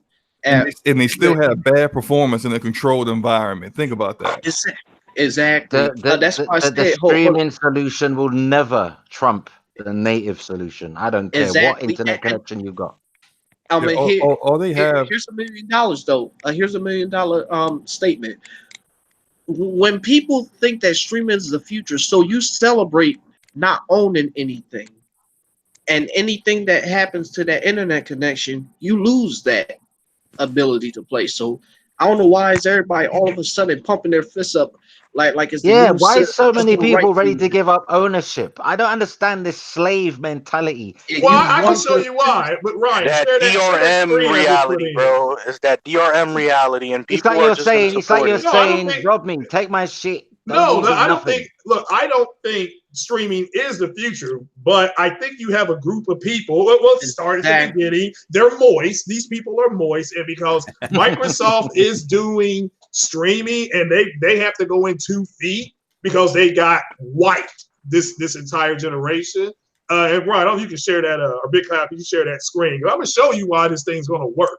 I don't know if people know this or not. This article is this is gonna just kill it all right here. But yeah, when you have to go ahead and do something, and my whole thing is that I love the fact that Sony started streaming in 2014 with PS Now, yet they're following Microsoft. Yo, that's what I'm saying. Let's stay on topic. Let's not get into the Microsoft slander when we're talking about this in particular. Hold on a second. Big Cloud, share my screen. I'll show you why it's going to work. We go through some little branching avenues, and meanwhile, you Xbox are dumbasses. Like I understand a lot of Xbox are silly. I get it. But let's stay on topic here. Well, that's fair enough. I'm waiting for him to share the screen. On topic, Craig. The reason why I'm saying it's going to fail. This is why I'm saying it's going to fail. It's not because of the technology. It could be good. It could be good. It could be great. It could be what I think is going to be, which is kind of flaky and very inconsistent. But the point of the matter is there aren't any games. They hired Jade Raymond. Then 2 weeks later said she's heading their studio. Their one studio. So what you saying is if Jade Raymond didn't leave EA 2 weeks earlier, you would have had nothing. Well, I'm saying they're about to ready. Clearly, she's not ready to make a game either. Okay, but you got no first party games, and she's not even. Wait. No first party games. She's not even part of party games, and you also don't have. You probably, from what we've seen so far, they're not going to get all the third party games that their competition already has. Yeah, but don't forget Jade Raymond. Use this? But Jade Raymond. We talk about Jade Raymond as an asset, like she's going to be in charge of development. She's the CEO. She's gone beyond all that. Exactly. Yeah. Well, BitCloud, share what I just put in there because I'm gonna show everybody why it's gonna work. All right. All right. This is important. Here's the secret sauce there. Yeah. Here is why people did not. The biggest thing about these streaming services is that when you come out, you got your first impression has to be on point. A lot of flat that PSN has is when it came out, the first impression wasn't on point because they were pretty much rental each games instead of it as a service.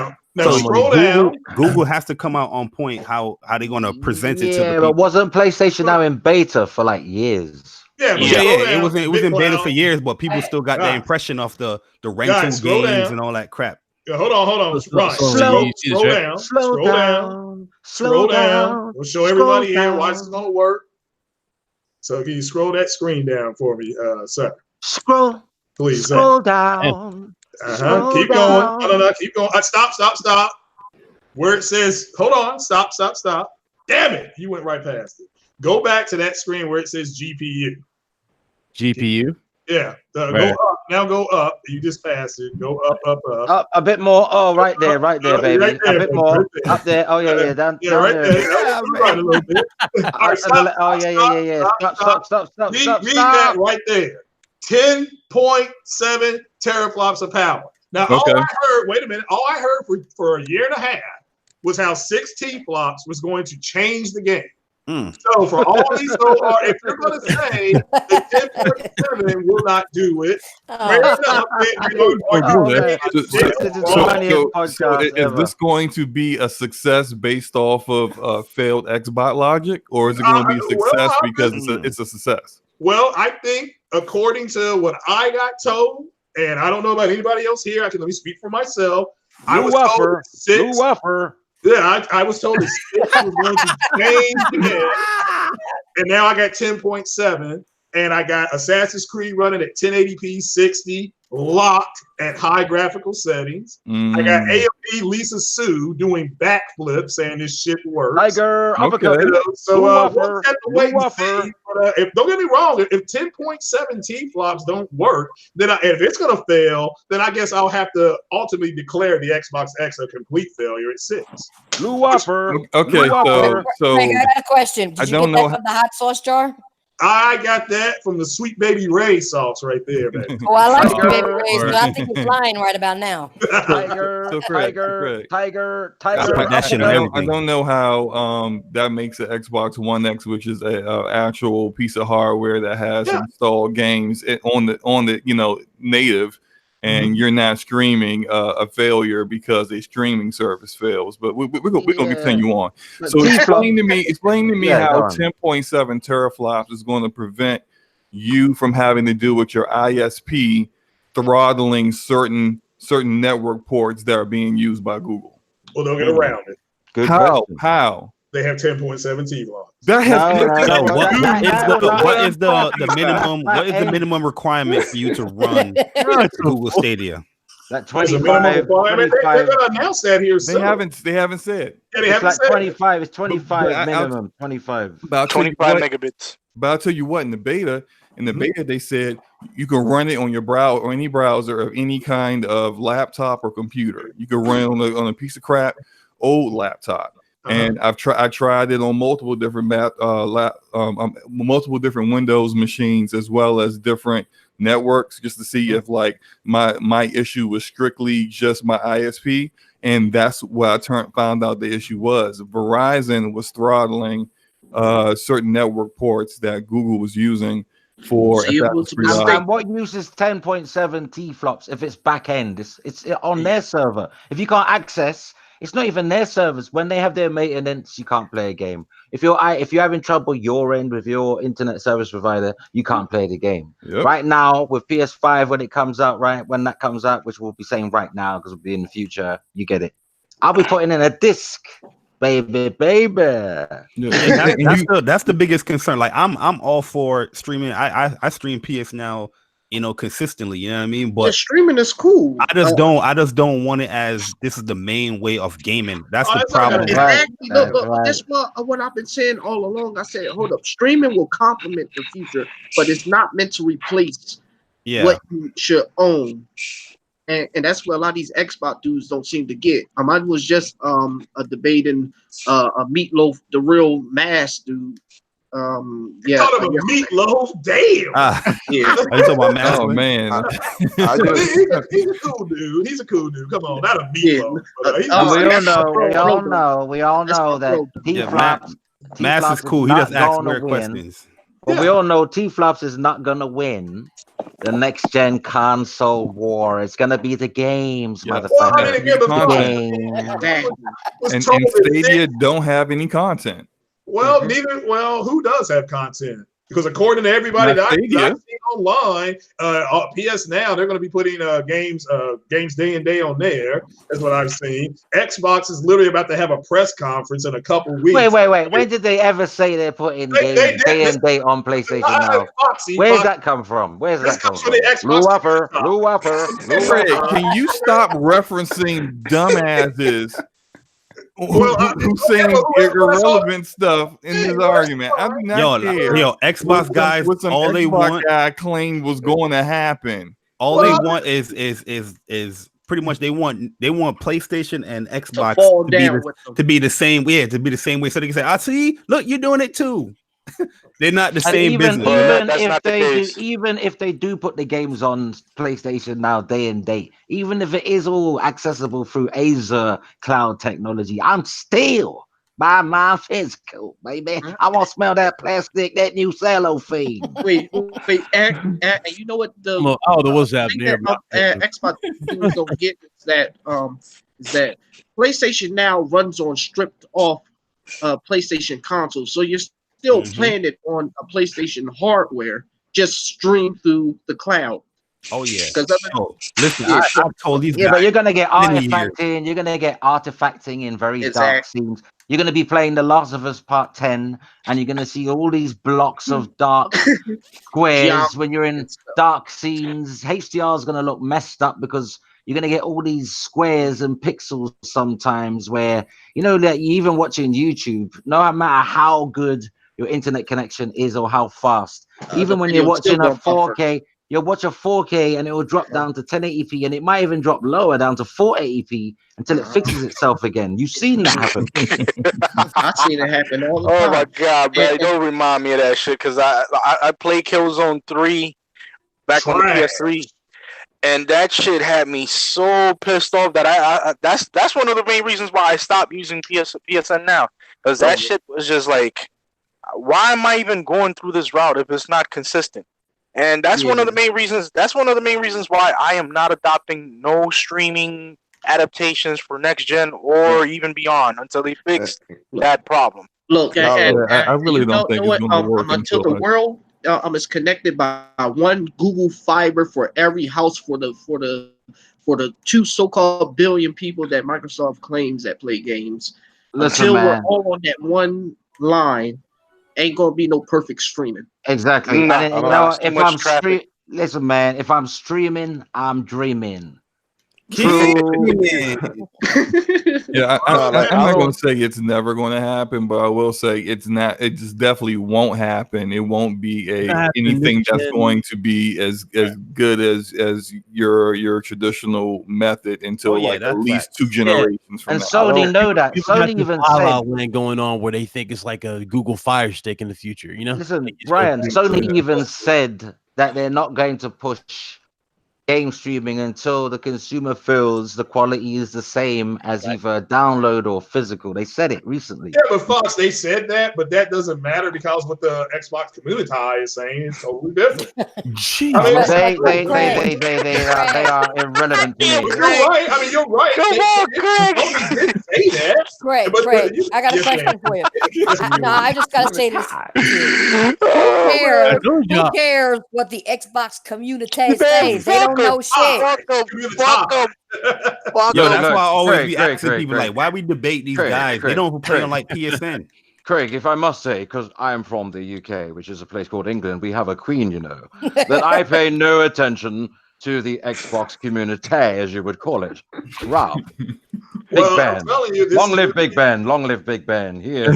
Shout out to our brother Meds in the chat. What's up? Yo, what's good, man? I'm just telling you what I got told this past week was that that's what Sony was going to do, and that even though Sony had started streaming in 2014 and Microsoft had not streamed one thing yet, Sony was following Microsoft. I don't know. Microsoft is leading from behind. I mean, I don't. Somebody can explain that to me. But at the end of the day, I mean, it's the Stadia thing. It's got everybody, like Foxy said. It's Sony and Microsoft teaming up together is like Scooby Doo and Shaggy shaking in the corner when this. Craig. Bandwidth in the future for some people is gonna be like a penis. Sometimes it might Yeah. be disappointing. Well, not mine, son. I don't know what's going on across the pond, but not over here, son. I mean, Oh my God. Godzilla is going to be at the theater, and then it's going to be at the house. As soon as he said like a penis, I knew that was not going to happen. That's it. It's a wrap. It's a wrap, man. Somebody wait. Somebody clip that for the spot. Wait, I can't keep laughing no more, man. Look. No, you don't need to. Clown. No, wait, Ryan. You don't need to cut it. That is not a profane word. That's in the dictionary. No, this is so what? No, if I said cock, wait, the old kid. that's a different story. Even though a cock is a rooster, an animal. Cuckoo. God, we go. Wait. Hold up. Big gaming. Can you show that article that I put down? Not article, the presentation that I sent you. So that people can actually see the truth and so that these Xbox dudes can stop spinning it based on what they want. No, they are just select reading what Why are we supposed to doing that non-profit work? When did the Xbox community really have when did they have any authority for us to care what they think? That's true. But since I am the Messiah. Why are they the barometer of discourse? Why is it everything Xbox gamers say? Everyone's got their opinions. I mean, who cares, man? Well, yeah, right there. This is that screen. Right. 10.17 for. Oh, okay. So, wow. But hold on. Who put this together? This is Sony. This is official, by the way. This is Sony. This is from Sony's own website. That's their IR. This is their slides. This is their slides. It's like 15 frames per second or something. Now, I know it's all relevant, but I don't understand why this makes sense because this is not what the community is telling me. I mean, just like you all were talking about Craig, stop with that commutation. I mean, community. You got to say community. Y'all know Mark's telling you why, and Spider-Man is not doing that. That was on the Xbox Anaconda. Craig, you got to realize something. You made a statement before. I don't want to cut nobody off, but you were saying how there was that Sony is following Microsoft. Why would a leader follow a loser? That's what the community is saying, man. I mean, look, I'm looking for explanations. I need help. I mean, come on. I mean, you know what? These people need to eat some Skittles or something because they need something. Some truth. They flat out tell you right here if they ever basically they do have two models for the PS5. They're both going to have disk drives. They're not going to have. Well, now if they had disk drives, Ryan, that means that physical media is important and streaming is just not that big a deal. They tell you right here. This 3D audio. But that whole slide, they actually painted a picture for everyone because they broke it down simply. They said today, this is what remote play does, and these are all the devices you can remote play on. Exactly. Then they broke it down to PS Now. Then they say, we are trying to increase the capacity to year by year is growing year by year. There's more people using remote play. There's more people using PS Now. And they're breaking that down. So obviously, in the next generation, streaming is going to be even more prevalent when it comes to PlayStation services. Remote play and PS Now. How smart are Sony that all this talk about PS5 and what have they really told you? They told you about a SSD and backwards compatibility. That's it. You don't know nothing else. And they even showing the slide more. This is what we're going to show you more coming later or whatever. They showed in the slide like here's what we here's what we said now, and here's more to come later. They haven't really told you any details at all. They're very smart. They're very smart. They know Microsoft is watching. Sony pulled the hello, is it me you're looking for? Oh Lord. Stone him. But let me say something real quick. My bad. Go ahead. Microsoft, these bots, they want Sony to go to that route that Microsoft is going, so they don't have to buy a PlayStation. So they don't have to. Who are you talking about? You said they. Who we talking about? Can you unpack that? The community. Oh, okay. I understand. Okay, I didn't mean to interrupt you. Go ahead, brother. No, they don't want to. They want Sony to go to that route because they don't want to buy an Xbox. Like I saw guys on Twitter when Sony was saying about all this streaming shit that they want asking, oh, are we gonna get God of War on the next Xbox? Bloodborne 2. No. Like, I'm like, whoa, what is going on? That's what here? somebody asked me. They asked me, do I need a PS5 to play PlayStation exclusives next generation? So I'm Microsoft like, got them confused, boy. They don't even know their ass from their elbow. Spider-Man, they show Spider-Man running. That was the new Xbox. Everybody knows that. I mean, you know, that Xbox. You know what? Microsoft finessed them so hard that they don't even know what an exclusive is anymore. Well, that's true. That's why I said they have evolved into Microsoft fans. They've started out as Xbox. They're not Microsoft fans, bro. They microbots. Because they microly analyze everything. Well, I mean, they're moist. I mean, that's right. It's just a show that a lot of people got exposed. Like, these guys want to play these games, but they don't want to go out there and buy a PlayStation. It's just, it's a fact. Listen, they got exposed. Did y'all see? I see Tim Dog on Twitter said the console war is over. Now it's time for Xbox. Oh my God!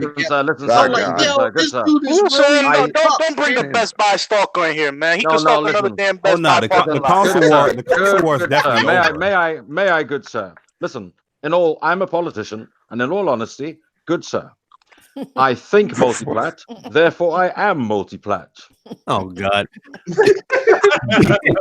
Let's get to these last topics in this show. Y'all are hilarious today, Friday. Yeah. Ladies and gentlemen, hit that like button. Let's go ahead and. Are you not entertained?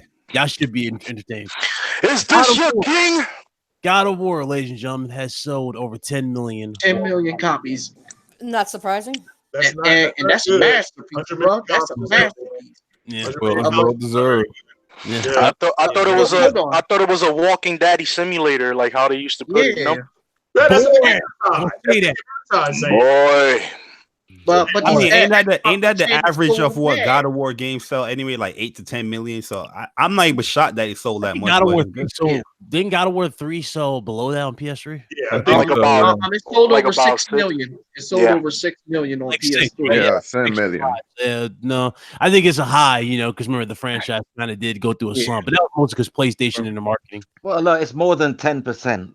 Of the install base, and let's face it, not everybody is into hack and slash games. Exactly. People say, "Oh, you know what people have been saying? Oh, they do this with every PS4 game that sells well." I don't think they got also realize you sold 100 million, but you could only sell 10 million. Like 90 million people didn't buy it. Stupid.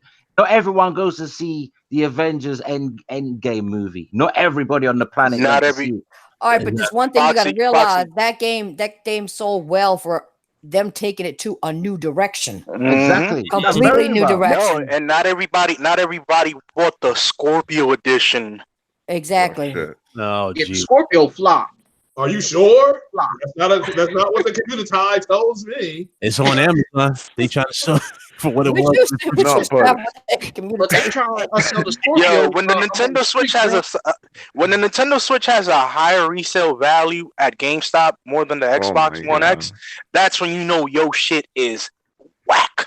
Well, now wait a minute. Now what exactly? Now what are the specs of the Switch? I know the people that have them, they really do like them, but what are the specs? Yeah, all I gotta say, just know that it's underpowered and it might be underpowered. It's like 0.8 T-flops. Oh, okay, so 0.8 is greater than 6. I mean, I was trying to understand. So you're telling me today that the Xbox Craig does not know what it's talking about. Is that what I'm saying today? The Xbox pretty much, bro. Right, well, my bad. I apologize to Big Cloud and to the chat. I thought the Xbox community side. You want to know level today? But there's one game. There's one game that really surprised me. Tell me somebody didn't trigger Craig this week. Somebody did. Yeah. Well, from my experience gaming on the Switch, my brother-in-law bought one just recently, and I played Mario Kart 8, and I played it undocked. That shit blew me. That shit blew me away. The visual aspect of the game and the performance as well. It's addictive. Yeah, it was a fresh of breath air. Like I felt, damn, this took me back to playing on my Game Boy Advance playing on my, on the DS. Man. I don't think that's a good impression, man. Oh shit! No, I'm talking about in terms of the feel of the game, like how it feels when you. Oh, okay. I thought You you were talking understand, about like, the graphics. You're talking fun factor. Oh, okay, yeah, the I fun got you. factor. It wasn't about the graphics and none of that crap. Because I still got my Game Boy Advance SP, bro, a red one, ruby red.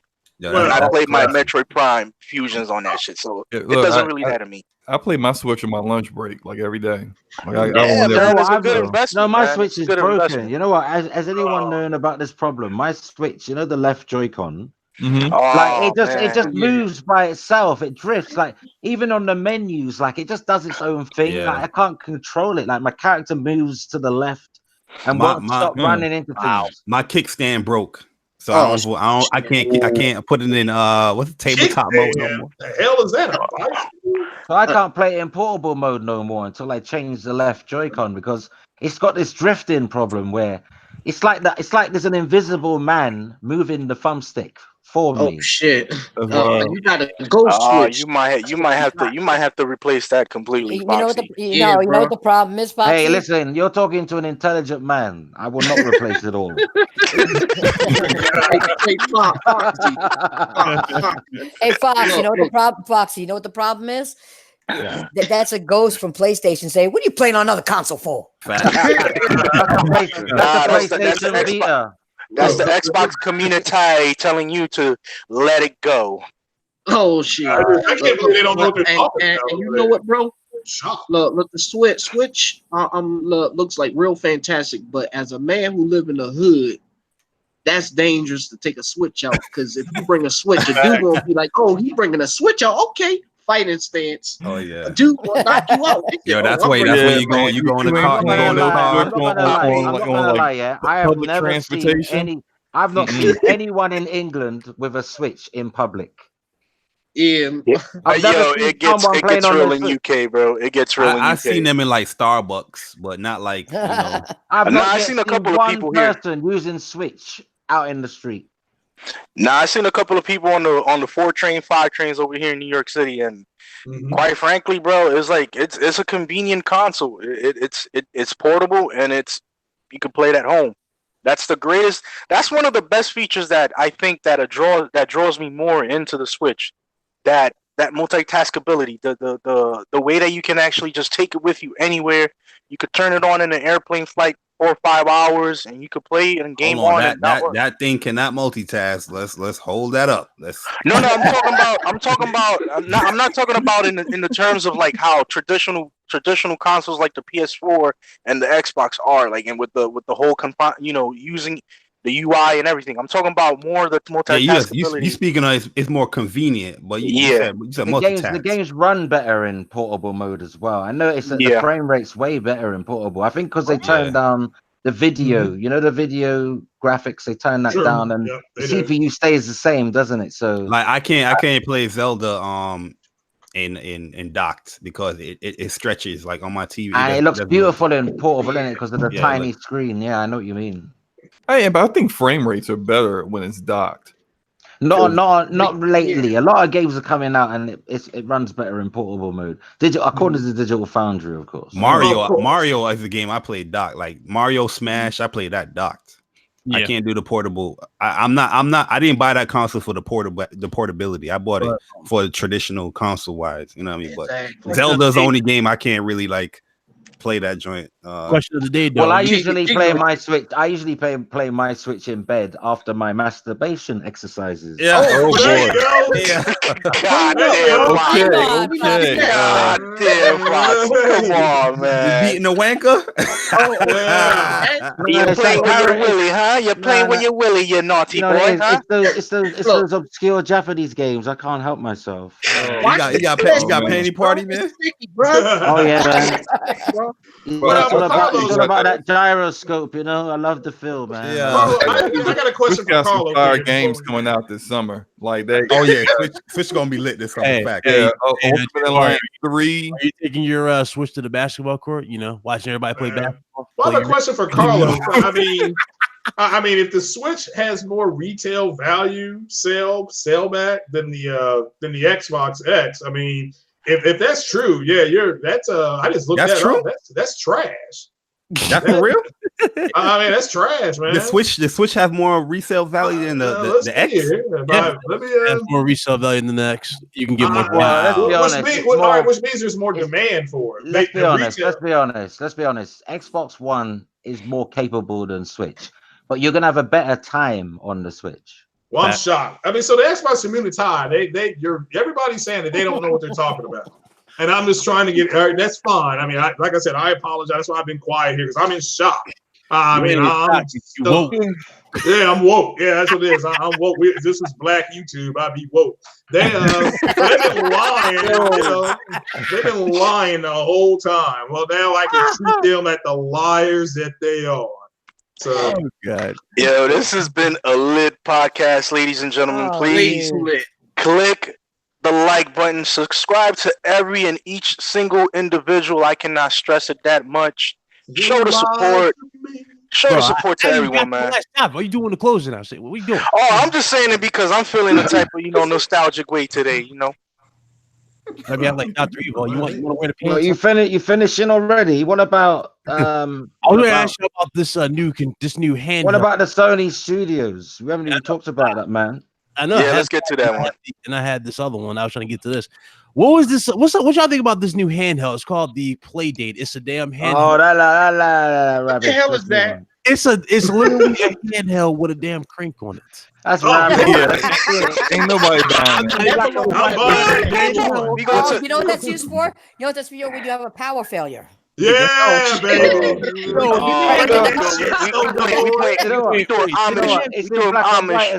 It's in black and white as well. It's like playing your games.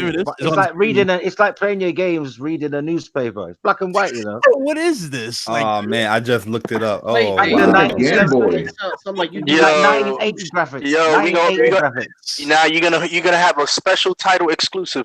Churn the butter. You have to rotate the actual knob on the side of the handheld, and you have to churn it so that you can keep on the power on consistently with the handheld.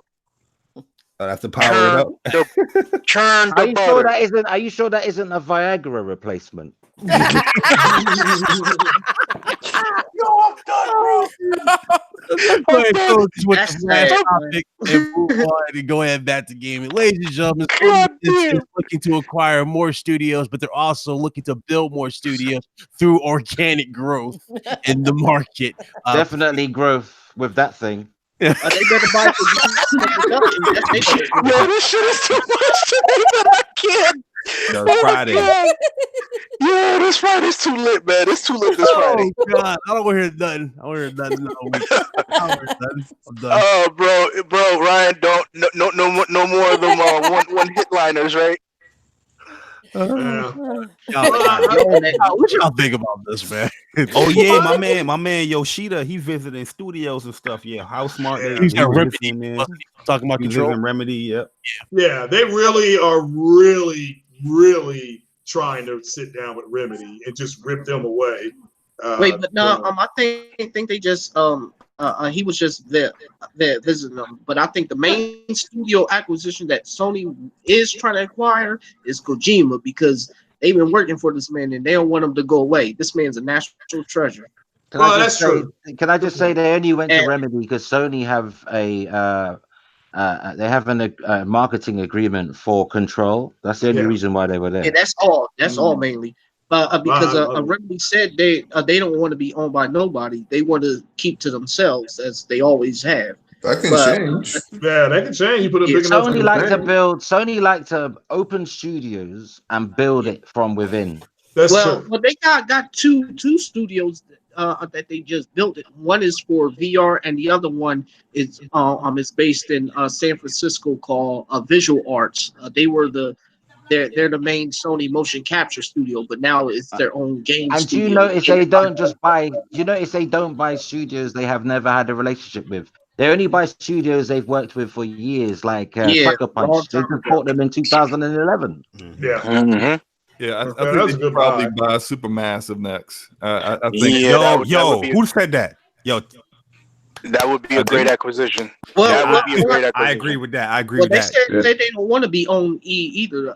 There's a lot of studios that they all say that. That's a negotiation tactic. I feel like Sony could have. I feel like Sony would have bought Quantic Dream. I want to be independent. I feel like Sony how much money you gonna pay me?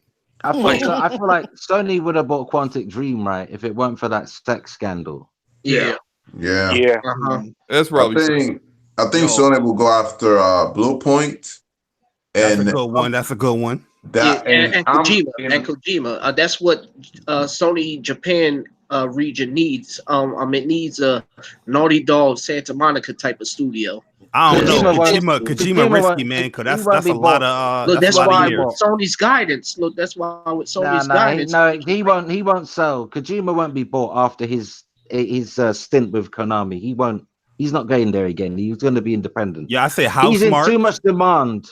He's in too much demand to stay with one company. Look, Eric, if he wants to keep using Sony technology for his games, hey, but I think Sony will let him. I think Sony will allow him to be like a second party, like release some games on Sony platforms exclusive, but still allow him to work on other platforms. Yeah, that'd be more feasible. Well, it depends. It depends because he really likes Sony's Decima engine, and one thing about Sony is that that's what I'm saying. He'll still make games. That's what I'm saying. He'll still make games for Sony, and they'll be exclusive, but he'll also make multi-plat games also.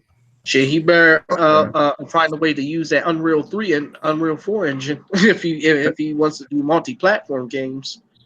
I mean, there's one studio. I'm sure Sony wanted to buy him ages ago, and he said no because the prime time to have bought him when he had that fallout. Yeah, but now he's settled and he's built his own studio. I don't think he needs to.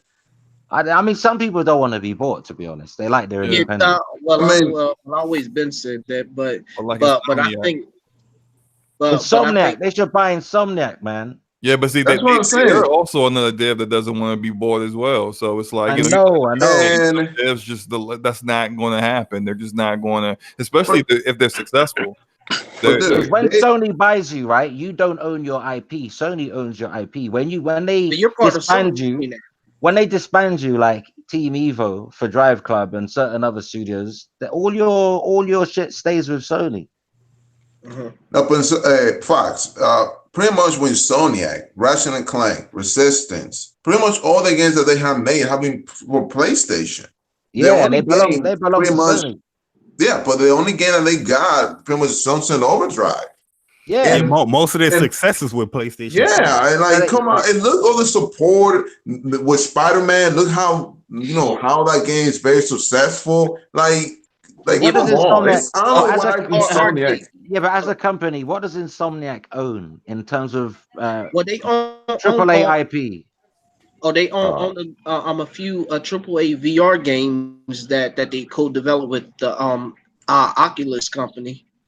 Yeah, but all the big mainstream games that they've done are owned by Sony Overdrive. They own Microsoft. That's what I'm saying. Like, I don't know. I feel they're being stubborn. I don't know why they just join them. Like, imagine Spider-Man in the Decima engine and all the resources they can have with Naughty Dog, and imagine Sony should buy Sega. Sony should buy Sega. Sony Japan. Oh yeah, that'll be good. Yeah, that'll be good. Look. No, Sony should buy Capcom. They should buy freaking Capcom. Jamar Bates said it. Sony should buy Sega. Boy, Sega is multi-billion-dollar company. They don't just do the games; they do a lot of other stuff too. But but they're a Japanese company, so if they're gonna sell to anyone, Sony would be probably a biggest candidate. I think Sega might be a little too expensive, though. I mean, they won't sell. They won't sell outside Japan. Remember, Japanese companies don't sell to foreigners. So if anyone's gonna buy Sega, it probably would be Sony. I think they should buy Capcom. I don't know, man. I think Capcom's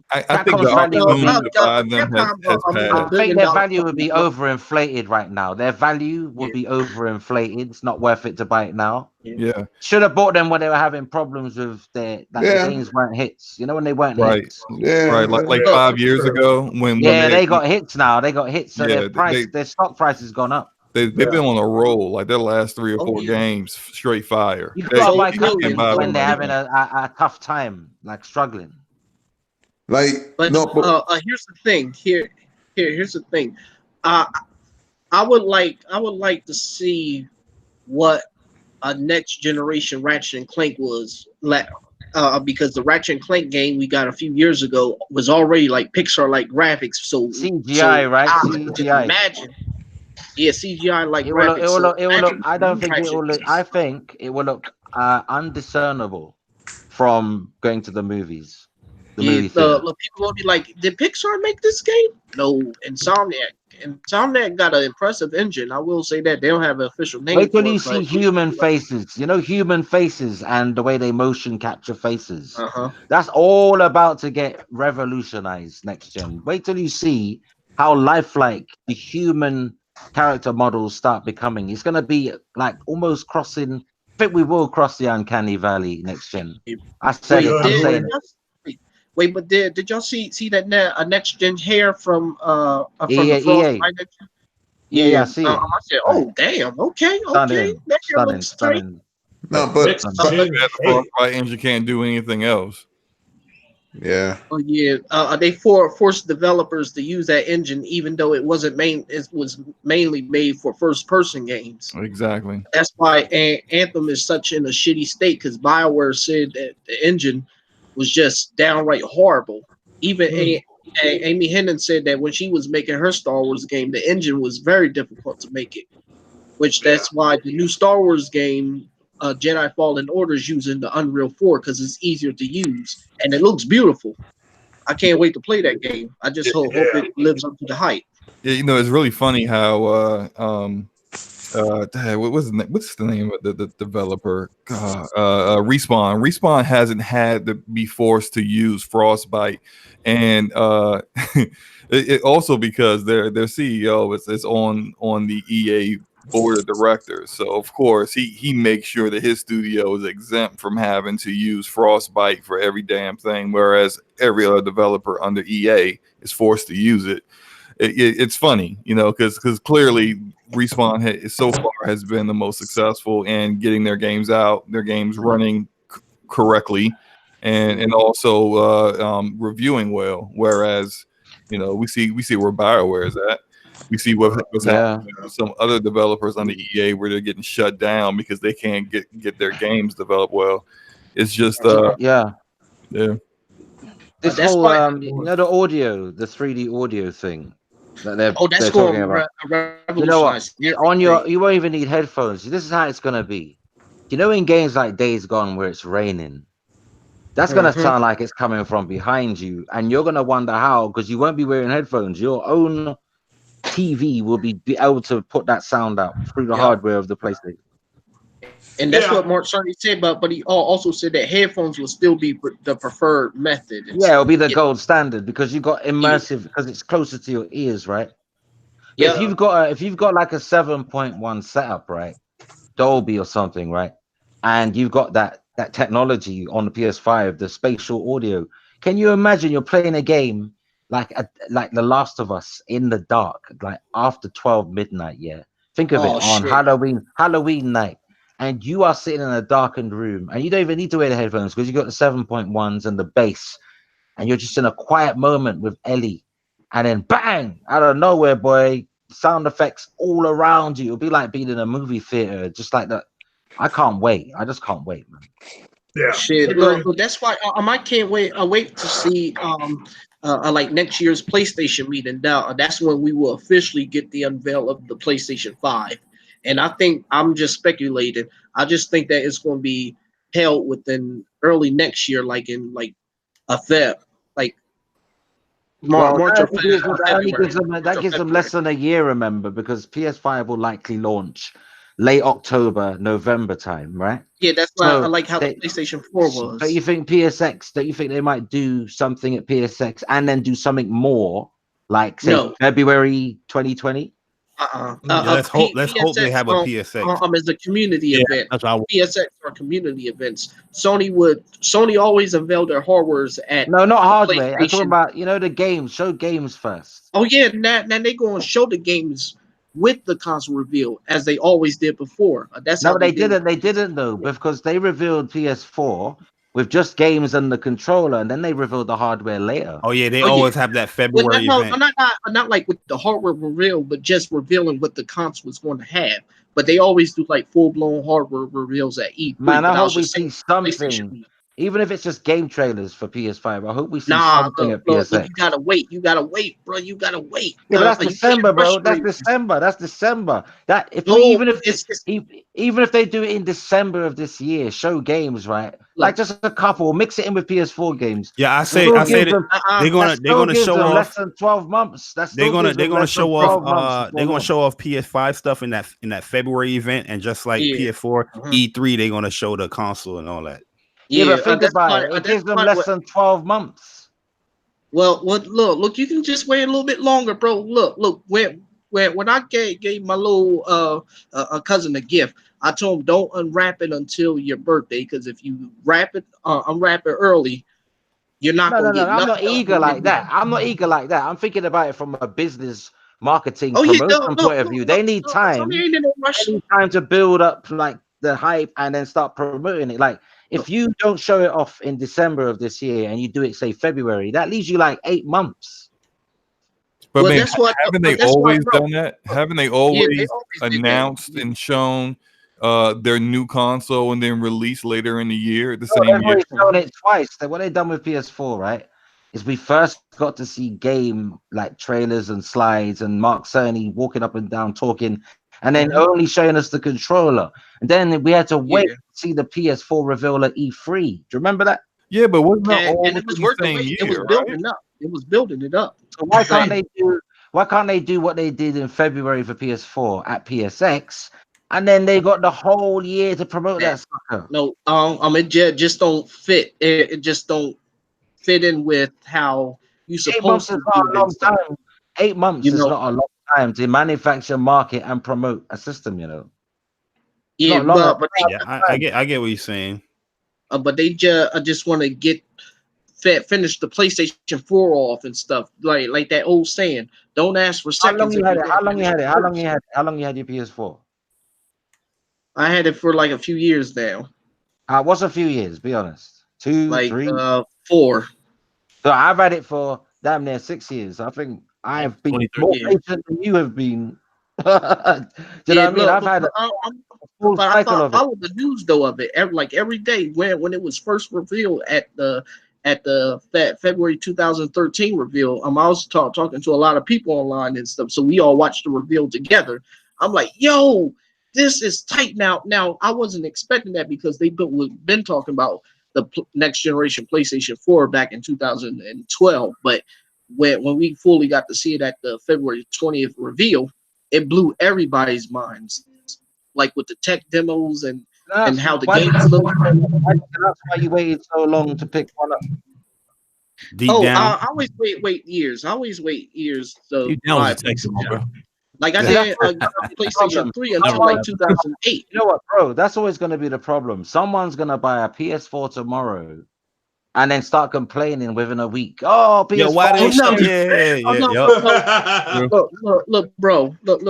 The PlayStation 3 was released in 2006, but I didn't get mine till 2008 because I was waiting for enough games for it. I still had a lot of games on my PS2 and stuff, you know.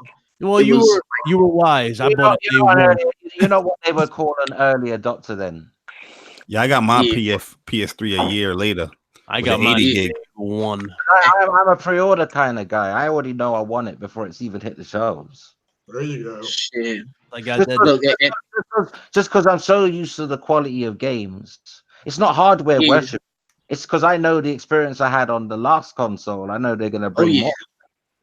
And ain't nothing wrong with that. That's why everybody's a diverse person. Somebody get their stuff day one. Others will get it better down the line. I got a channel as well. Like you don't want to be 3 years late on the channel, right? Yeah, and PS5 is day one. Let's get it. Yo, because I'm gonna play Final Fantasy 7 on that thing. Woo, I can't. Look, bro. I think the PS5 is going to be a bit different than the way things were with the PS4 due to backward the whole backwards compatibility part of it. Because now it's like if you're still playing games on your PS4, it's okay. you can upgrade to the PS5, play PS5 games, and also still could finish those PS4 games off. Now, me personally, I didn't get mine until about may have been late 2014, early 2015 for the PS4 because I was still playing last gen games. Here's my conundrum though. Like I run a news channel, so imagine I buy my PS5 in like 2000 and I mean 2024, right? And I'm talking about it for years, and I don't even have it. Yo, Fox, just be like the other YouTubers, man. No, I can't steal other people's footage and pretend I was playing. Yeah, you can. Yeah, you can. My conscience, I won't be able to sleep at night, and I already have problems sleeping as it is. Like, yo, I'm Foxy Game UK. This is Horizon 2, and no, man. Every gameplay I show, if it's not a trailer or part of a segment of trailers all mixed in like Sony do, it's my gameplay. It's exactly what I do. Anything I put up, my clips, everything I do is my shit. Yep. It's got to be in order for you to be a true gamer and bring true news. You got to show your own shit. You got to, you got to show that you're a gamer, what you do and how you do it, and so you could talk about it in a constructive manner. Not these people that come out there and put up all the game clips and just feed off of what they said when they were doing their shit. Because people be reviewing games and they're running. They never play. They're running people's footage exactly. It's identical. It's identical gameplay. I remember that. It's like cloned gameplay. It's identical. I already saw that. Else. Yeah, I already saw that one time. I'm like, wait a second. Wait, no. They ain't playing that shit because I just saw that. Do you know what they call it? Do you know what they call that? They call it the Siamese twins of gaming. Hard to separate them. You remember that video? The dude's like, "Oh, Knack's the worst game in history." Dude, yeah. It's like, didn't I see this? Oh wait, that's good. Hey, my man's like, that's my gameplay. No, that's Mark Sony's gameplay. Mark Sony's gameplay. There's actually a guy named Ghost Robo. He's a Let's Player. He played it, and literally he played it the exact same way. Like he rewinded back to that portion. Yo, that was crazy. It's actually footage. You know what's funny? It's actually sad because these people actually believe in these people. And that's what's so sad. They actually reviewed it, they pretended they experienced it. You know what? If I don't experience a game, I ain't gonna review it. I've said that before. I have to play the game, just like when we were talking about Sea of Thieves. I did get it. I tried to play it, on Game Pass. I gave it my time, and I was like, oh hell no. I told people this is how far I got into it. This is what I did. This is what I saw. And for an hour, if I'm going to get the same old shit, I ain't doing this shit no more. I'm not going through that. I used to review games, Nancy, but I had to stop because here's what I was doing. I was only buying games I know I'd like, so the reviews would be skewed. I couldn't be critical because I only buy games I like. I'm good at picking games. Very few turkeys. I've picked up very few turkeys in my time. Well, see, sometimes I'll pick an obscure game that's out there and I'll review it. You know what I'm saying? I'll do that. And give it. And sometimes those little games you never heard of are actually fun to play. They're relaxing. The graphics are pretty good. I tend to get those games when they're on sale on PlayStation Network, and I do too. But sometimes, and it's old. It's too old to review it. It's like been a year now. Not really, because some people still haven't heard of it. I hear people saying, "Well, where'd you get that game from?"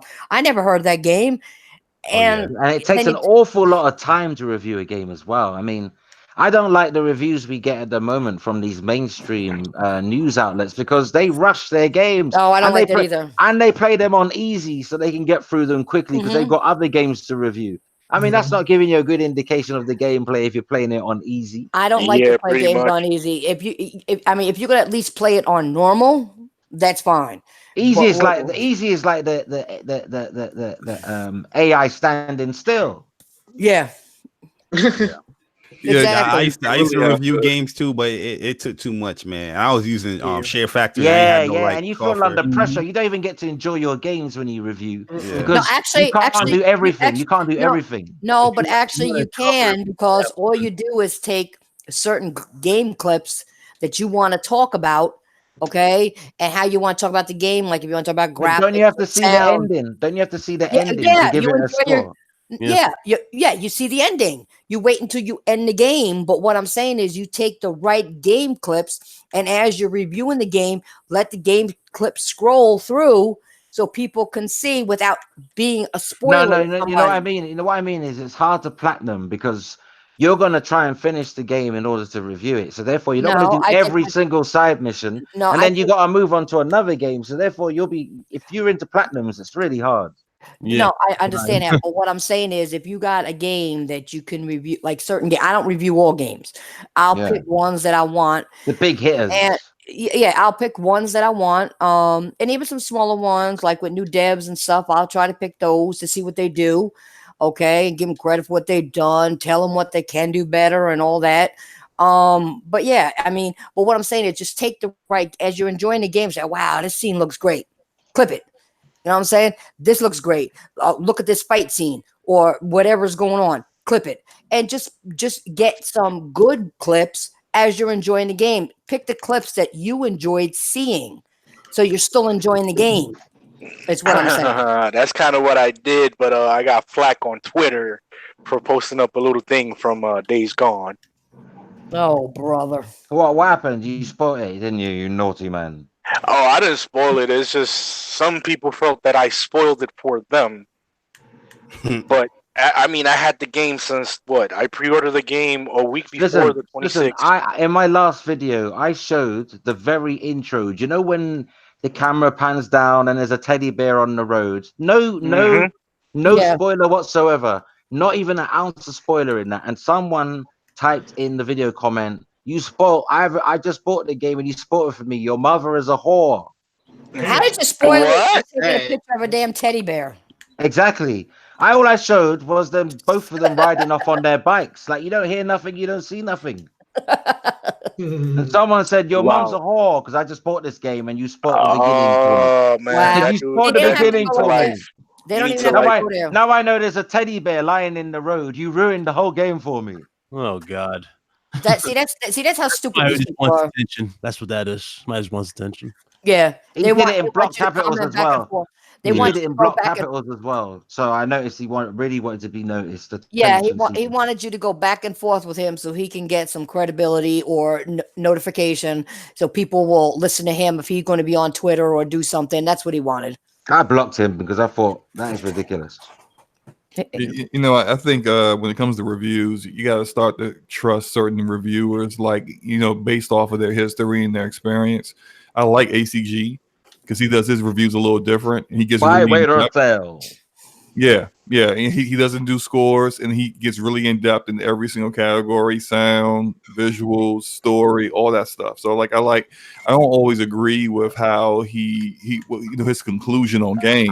But I appreciate the amount of time he puts in them. Do you remember GameTrailers.com before the Easy Allies people moved on? Do you remember it? Because I find that Easy Allies, for me, when it comes to the mainstream, Easy Allies reviews are the most reliable for me, because it's the same narrator from Game Trailers when they review games back on Game Trailers, which IGN owns now, Game Trailers, but Easy Allies is something else. It's the same people.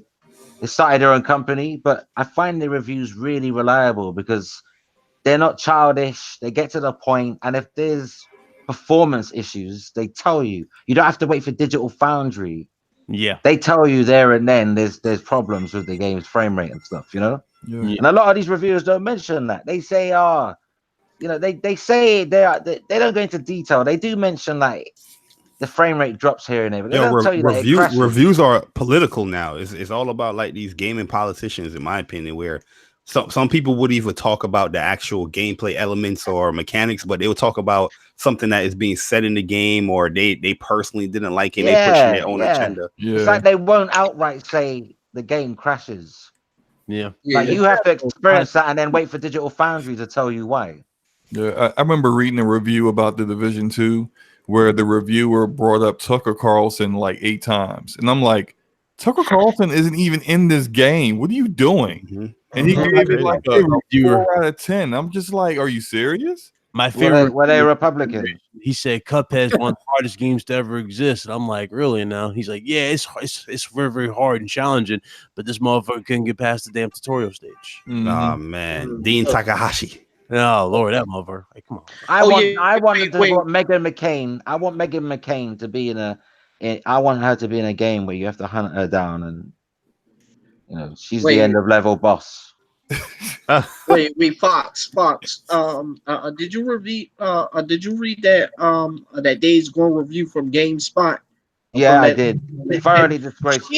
She was so dumb in stating how, oh yeah, this is that. I'm like, what the hell?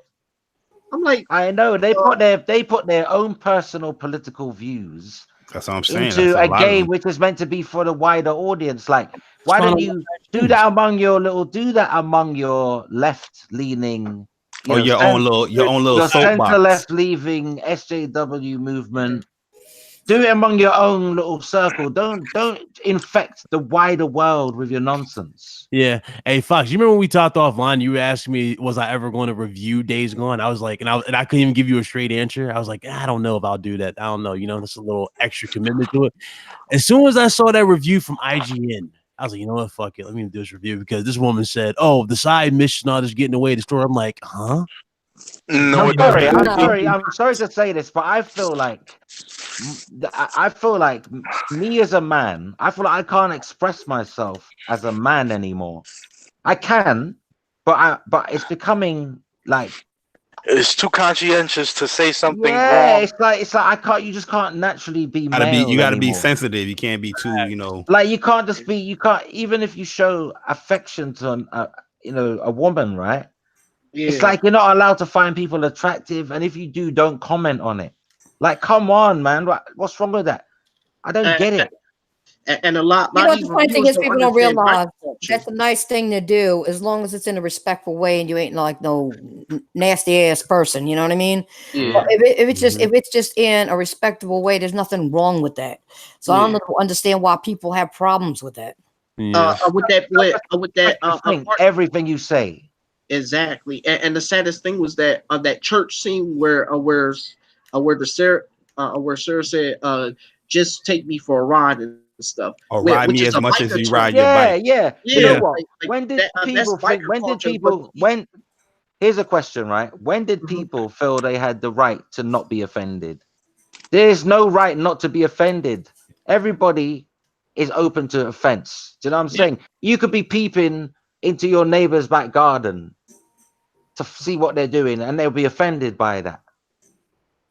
Yep. Do you know what I'm saying? Well, you poking in my backyard, I'm poking in your eyeballs. Yeah, but what if you heard something and you looked over the fence? Yeah, I know what you're saying. You know? Well, there's a difference. There's a difference. So he's being nosy. Like everyone is so careful these days that I feel we're being conditioned. It's like social engineering to make us feel like we have to be so careful in our actions. It's always becoming like morality. The morality it's becoming unnatural to be a human being. Like, do you know what I mean? Yeah.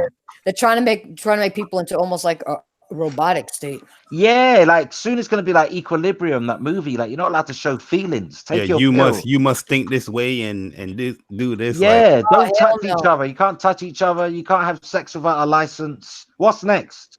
You know, hell no, that ain't gonna happen. Look, you got on both sides. Honestly, I see.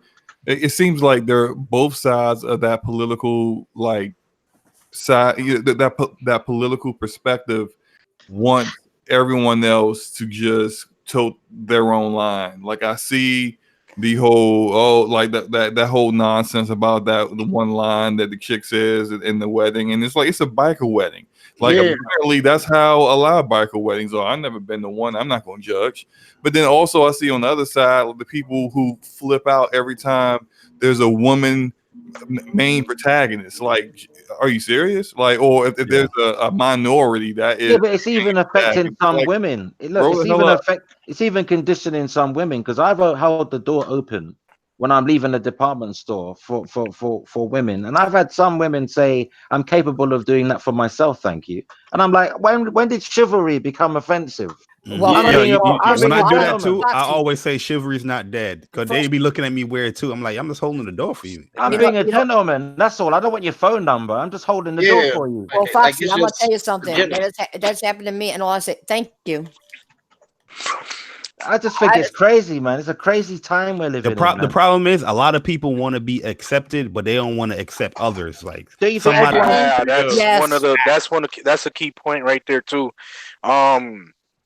Going back to that article, what she stated with Days Gone, I saw it more as a personal opinion based review, not a proper review. Yeah, it wasn't a general consensus review. And everything that's going on, I mean, in correlation with this SJW movement, you know, opinions do matter if you do say it the right way, but don't try to push the agenda onto certain situations where it's not a necessity.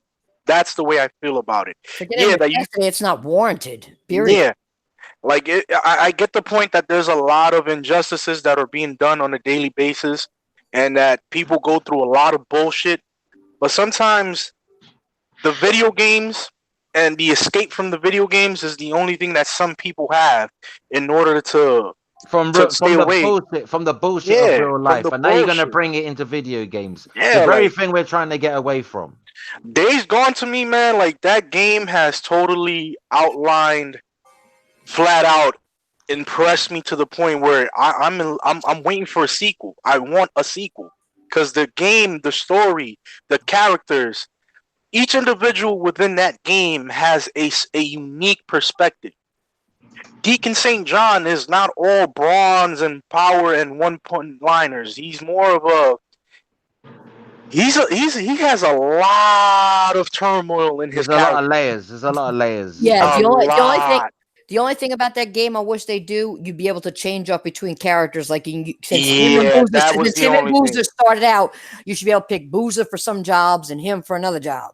He's just laying down. He's just laying down in bed with a hurt arm. He ain't doing what about outfits? No, it's going to change. Outfits, right? Craig, it's going to change, but I ain't going to tell you. Just hey, Nancy, is there outfits in the game? No. I haven't finished it yet. No. Why haven't they got outfits in the game? That's another thing. That's another thing. They don't have that shit. But you should be able to change. Since those three are the main characters, you should be able to use all three of them. You know what I'm saying? Yeah. And be able to interact with all different people. Get more info based on. They all have the same clothes all the time. Nobody changes clothes. You can't. I know they must. The only thing you can change is, like you guys know, is your bike style, your art on your bike, or whatever. Yeah, I didn't know they can change clothes. That's disappointing as an RPG fan. But maybe they can update that or put something in. It's not really an RPG though, is it? It's not. Not really. No. Well, like I said, all I know is that there's a man laying down bitching because his arm hurts. And I'm like, man, put it this way. In the one camp, they had the lights and all that shit going, but the power going so you can run water into it. I ain't seen nobody take no goddamn bath. At least in Red Dead Redemption 2, you could have baths all the time, right? Yeah, you can. You can go to town and get bath. You can. The game will make it a chore. Remember, the game will make it a chore. Oh, hygiene depletes stamina. Like, yo, get the fuck out of this dumb shit. And also NPCs will comment if you haven't had a bath in a while. They will like, they'll say something about how you stink. I'll tell you what Days Gone is really good at though. Do you know when you're under like a duress, like there's loads of those freakers around, right? Zombies. When you run out, when you run out of breath and you're running and your bar goes all the way down. Yeah, stamina. And you can't even roll. Like it's telling you you're out of stamina, like, and you just get caught and eaten. It's just, I love those moments, man. It makes you feel like why you need to stay alive in this game. It also you need to pay attention what you're doing. You know how you want to. Because I play on hard. Like I don't play on no medium or easy. I play on hard. You like to be hardcore? Okay. Hard. The hardest one they'll let me play on. I got a question for you, Foxy. How do you like fighting the hordes? That's the best part. Do you know what I play? I tell you what, I play like I'm Sam Fisher. That's the way I play. I play stealth. Yeah, I play I play stealth. I mean, I kind of do both. I do stealth and I do guns blazing. Like with No, but certain. in real life, you would be hiding every minute. Oh hell yeah! Oh hell yeah! Especially with the Reachers. The Reachers is crazy. Like that game has a dynamic that's like, I don't know, man. It's hard to explain. You would have to experience the game yourself in order to understand what we're talking about. Okay, what would you do? What would you do, Carlos? Right, if this happened in reality, like we had an apocalyptic type event. There's no food, like it's just other human survivors running around. What would you do for food? What would you do to eat? What would you do? Let's say there's no animals, there's nothing to eat, no vegetables, everything's rotten, just humans. Tasty humans, tasty. Yeah, that practically would boil down to that point because your body does need, self-sufficient protein in order to keep on running along, right? So what better way than to, I know. I'll be that guy that be chasing you while he's eating an arm and a leg. I'm never satisfied. I need more. Yeah, but you know what's so funny though? Like that game, even the own enemies when they go all out in the open and they actually go after each other. That's crazy. Like I know. I see them fighting, man, getting into fights over food.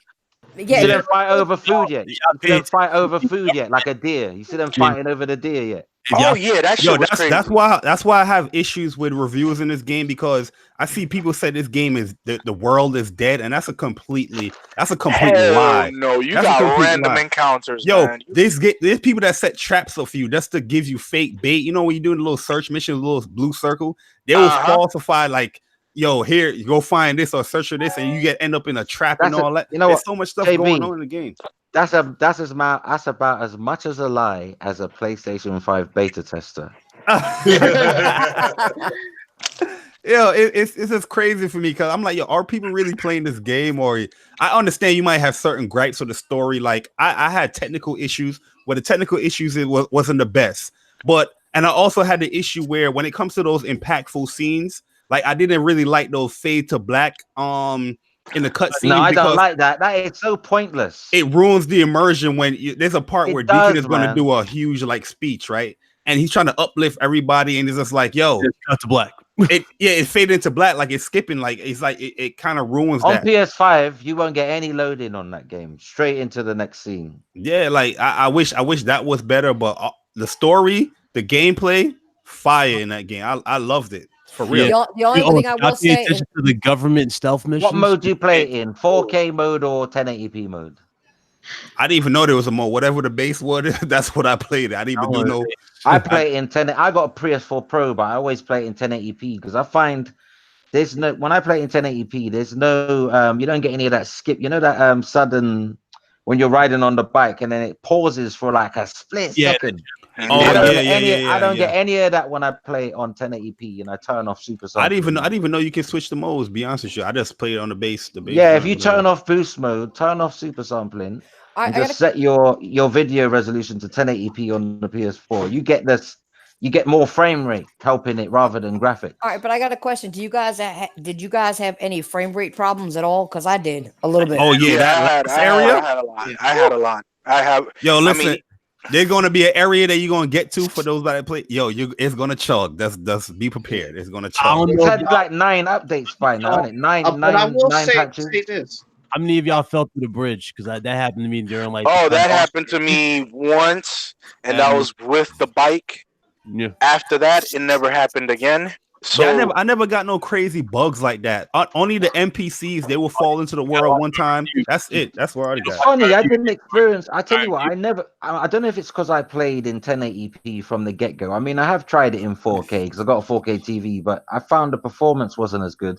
But I haven't really had as bad an experience as most people have said because honestly, with all the patches that have come, it's pretty much locked now in 1080p mode. I don't know if you're playing it in the full 4K mode. I don't know because that takes a lot of power. And my PS4 Pro, when I did try it in the 4K mode, the fan was going crazy. But when I played it in 1080p, it was acceptable levels of fan noise. Do you know what I'm saying? It went crazy. Like when I turned on all played it to its full capacity. It went crazy. I'm playing it on a regular base PS4, so I have no. Me too. Yeah, same here. I mean, I had certain issues. It did crash on me once, just one time, and that was right before patch 1.07. After that patch was done, it didn't do nothing else. Aside from everything else, it's just been a little bit of screen tearing here and there. I haven't seen any. Are you on the PS4 standard? Yeah, regular. Oh, that's why. That's why. Do you know what? For me, the frame rate is as accomplished now with this latest patch as Horizon Zero Dawn is. I don't get any hitches. I don't. I saw a new update coming. Yeah, 1.09. I don't get any bugs really. All right, one time, one of the freakers was in front of me and then it magically disappeared, like a David Copperfield magic trick. Hey, Jay Barry, you gotta look at my review, man. You said you ain't run into no glitches, man. You know the first bear encounter? My damn bear got stuck on the corner next to the damn to the gas station. He was like, I never had any bears. Yeah, like I didn't have any like glitches or anything like that. Like I said, only glitches I had was like the ones in the MP, the second camp, and when I was talking to Tucker, the dude just like went into the world. And all you heard is his footsteps, like. I was like, I mostly got sound bugs. That was it. You know the sound bugs that they fixed. That's really the most impeding part of the game. Yeah. Right. Closing the application and relaunching it. That usually. I saw people like hordes like appeared on them. That would have been scary. I'd have been like, what? But yo, I never had none of that. You know, that's an impressive engine though. To think they're using Unreal Engine 4, right? They modified it so all of those creatures could be on the screen at once without all of the frame pacing issues. Because you know that Unreal Engine 4 how far is you in? How far you in, Foxy? I've done about 50 hours, but guess what? I'm not really pursuing the main storyline because I don't want it to end. I'm doing a lot of side quests. How much camps did you get to? I think I'm at 4 camps. Okay, all right. So yeah, you seen that horde. Oh yeah. Sawmill. Oh my god. Oh yeah. I'm about to face that. I'm about to face that. Right? They alert. You know what a good thing about it? You know, there's certain type of freakers you can't sneak up on, right? The triangle does not come up. You know, the stealth kill. Just don't come up and they'll attack you. But there's also ones that they won't chase you. They'll stand there and screech and call everyone. Oh yeah, the screamers. Yo, I kill them on sight. The screamers. They die ASAP. You got to get the screamer because if they not, yeah, because they will call in. They will call in the berserkers, the bleachers. Yeah, I do all that, right? All I just do is put a silencer on my handgun. I'll wait till she starts turning around, pop one right in her head. Yo, there's one time you see the WWE wrestler. You seen the ex-WWE zombie wrestler. Oh, the berserker, the breakers. Yeah, my bad. Oh man, those suckers make me sick, boy. Yo, the screamer. The reason why I killed the screamers because I was just riding on a bike and I was like, oh, there's a screamer. Let me just go by. I ain't trying to deal with no freakers or nothing. But yo, she clipped me. She screamed and she clipped. I fell off the bike and I was like, yo, the scream is like mad far. It goes far. Yeah, you can't move when they scream. You can't move. Isn't it funny? This game went from being crap, the lowest scoring game of the bloody exclusives rollout, and look, it sold magnificently in most parts of the world. Like, and it's people are talking about it positively. But it's a sleeper hit. But the first day or two that it was out, the game felt like it was being destroyed in the media. Well, see, that's a problem. It's the media. It's not the gamers doing it. It's the media doing it. But that's the power of the game. You know what it is, Nancy, it's gamers too. Like I said, there's a lot of gaming politicians. A lot of people are scared to give their thoughts on this game because it doesn't like apply with the review score. So if they say I really love Days Gone, people's gonna look at them like, oh, you got like Days Gone, but the reviews is this, so they'll be scared to give their actual opinion. But you know what, Jabari, you know what? You know what I would say to them? Go to hell, because this is my opinion. I don't care what your opinion is. If you're going to listen to somebody else's opinion and not come to a conclusion on your own and develop your own opinion, there's something wrong with you. You know what? As well, I watched a lot of reviews, and I gotta tell you, I was so divided. It was such a polarizing game that was reviewed. Right, it went from 1 out of 10 to 9 out of 10 to 9.5, 95 out of 100. It got ridiculous. Like you think to yourself, all of these reviewers are so polarized. So I read a lot and watched a lot of reviews, and you know, some reviewers actually had fucking goal to downgrade the game score just because it's based on zombies and they've had enough zombies. Well, but that's their opinion. It doesn't have to be ours. We as gamers who love gaming, we determine that's what sets us aside from these other people that are out there that try to review games or talk about games that don't play games. Now, if you're going to rush through a game and just get a little gist and just get bored in the first half hour, people don't realize some games are boring in the first half hour of the game. Yeah. And then it gets better. Red Dead Redemption 2, boring for the first couple of hours, and then when you get into it, it's fun. And then it makes sense why it was boring. Yep. Look, while you're going through it, you think it's a long road to walk, but when you get to the end of the road, you think, "Oh, now I know why I had to walk that long road." Yep. Yeah, based off of what I learned and understand about Days Gone is that despite the technical problems it has, everything else outshines it. Like the very fact that this is Ben Studio's first AAA console game in like 15 years, because they mainly did like handhelds for like the Vita and the PSP, and for them to do it at this scale. And they're one of Sony's smallest studios. They have less than 200 people. They done well. It's their first full console game ever. They worked on portables before. Yep. And they were a support team. Yep. But see, this is what these people that talk online. Well, they don't get. They will get a sequel. But they don't get it, guys. They don't get it. They don't get that. This is like you guys just said. They don't get the fact that this is their first, AAA console game. And they were doing handhelds before.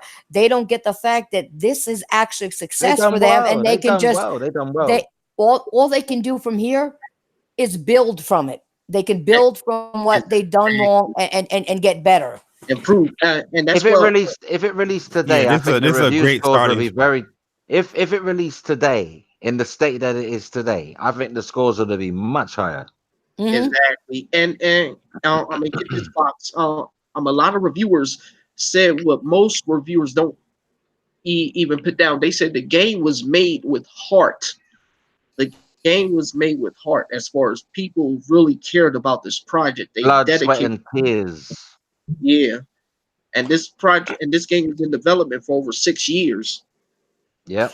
And these are the type people that would actually take constructive criticism and say, "Okay, we loved your game, but this is what you need to change for your next game." Exactly. And these are the type. Loves it. Yeah, but these are the people that will actually take constructive criticism and not be like, "Oh, we failed." No, you didn't fail. You did good. You have some tweaks that need to be worked out. You're working them out by putting the patches in, but the next game, less patches. That's all. They'll learn. Just improve upon the mechanics of the game. Yep. Improve your craft. What I saw so far, I would give the game like I'm an 8 out of 10. But the only reason why the points again take away is because of the technical issues. But other than that, the story, the gameplay, and the enemies. I think it's too ambitious for the standard PS4. To be honest, I think the game will really shine when you play it on Pro and PS5. Okay. So that's why Fox, they push the PS4 to the limits, and when you push your console to the limits, that means it is time to move on to new hardware. Exactly. Thank you. That's why they had to release the game on PS4 so they can know how much. Didn't you say earlier? But didn't you say earlier to me that I'm in a bit of a hurry for PS5? Yeah, but that's now you changed your mind, innit? Now you're thinking like me. No, this follows up with my point. But it was super ambitious. But guess what? You got to start from somewhere. You got to take baby steps. Then you go into the big steps. They can't ignore that huge install base and just release it on the Pro. No, that's good. Yeah, you know what I mean. Yeah, but they but this game they had to make to get them back into console gaming, because if they wasn't going to do well, so Sony Sony will turn into that executioner style real quick, cut the studio, and it's a wrap. But they in some cases it actually looks better than Red Dead Redemption 2. Particularly exactly. when you look at the anisotropic filtering, it's so much, the textures are so much clearer on the ground in Days Gone. It's like Red Dead Redemption 2 is blurry in comparison. Do you know what I mean? Yeah. And I don't get that. Like Red Dead Redemption 2 was made by over 1,000 developers at Rockstar, but Days Gone was made by less than 200 people. Yep. And the very fact that the quality for the first AAA game in like 15 years, console game, let me reiterate, against a game that already was built on the success of Grand Theft Auto 5 and using that updated engine to make Red Dead 2, you know, that like it's Where a you big. from, what state you from? I'm from Pennsylvania. Okay. Pencil tucking. Okay. You got kind of like an accent there, man. You know? Yeah, I'm near Philly. No, Yeah. all right. Yeah. Ladies and gentlemen, I think we can definitely close shop. We've been going. You couldn't wait. You couldn't wait. I heard you yawning, motherfucker.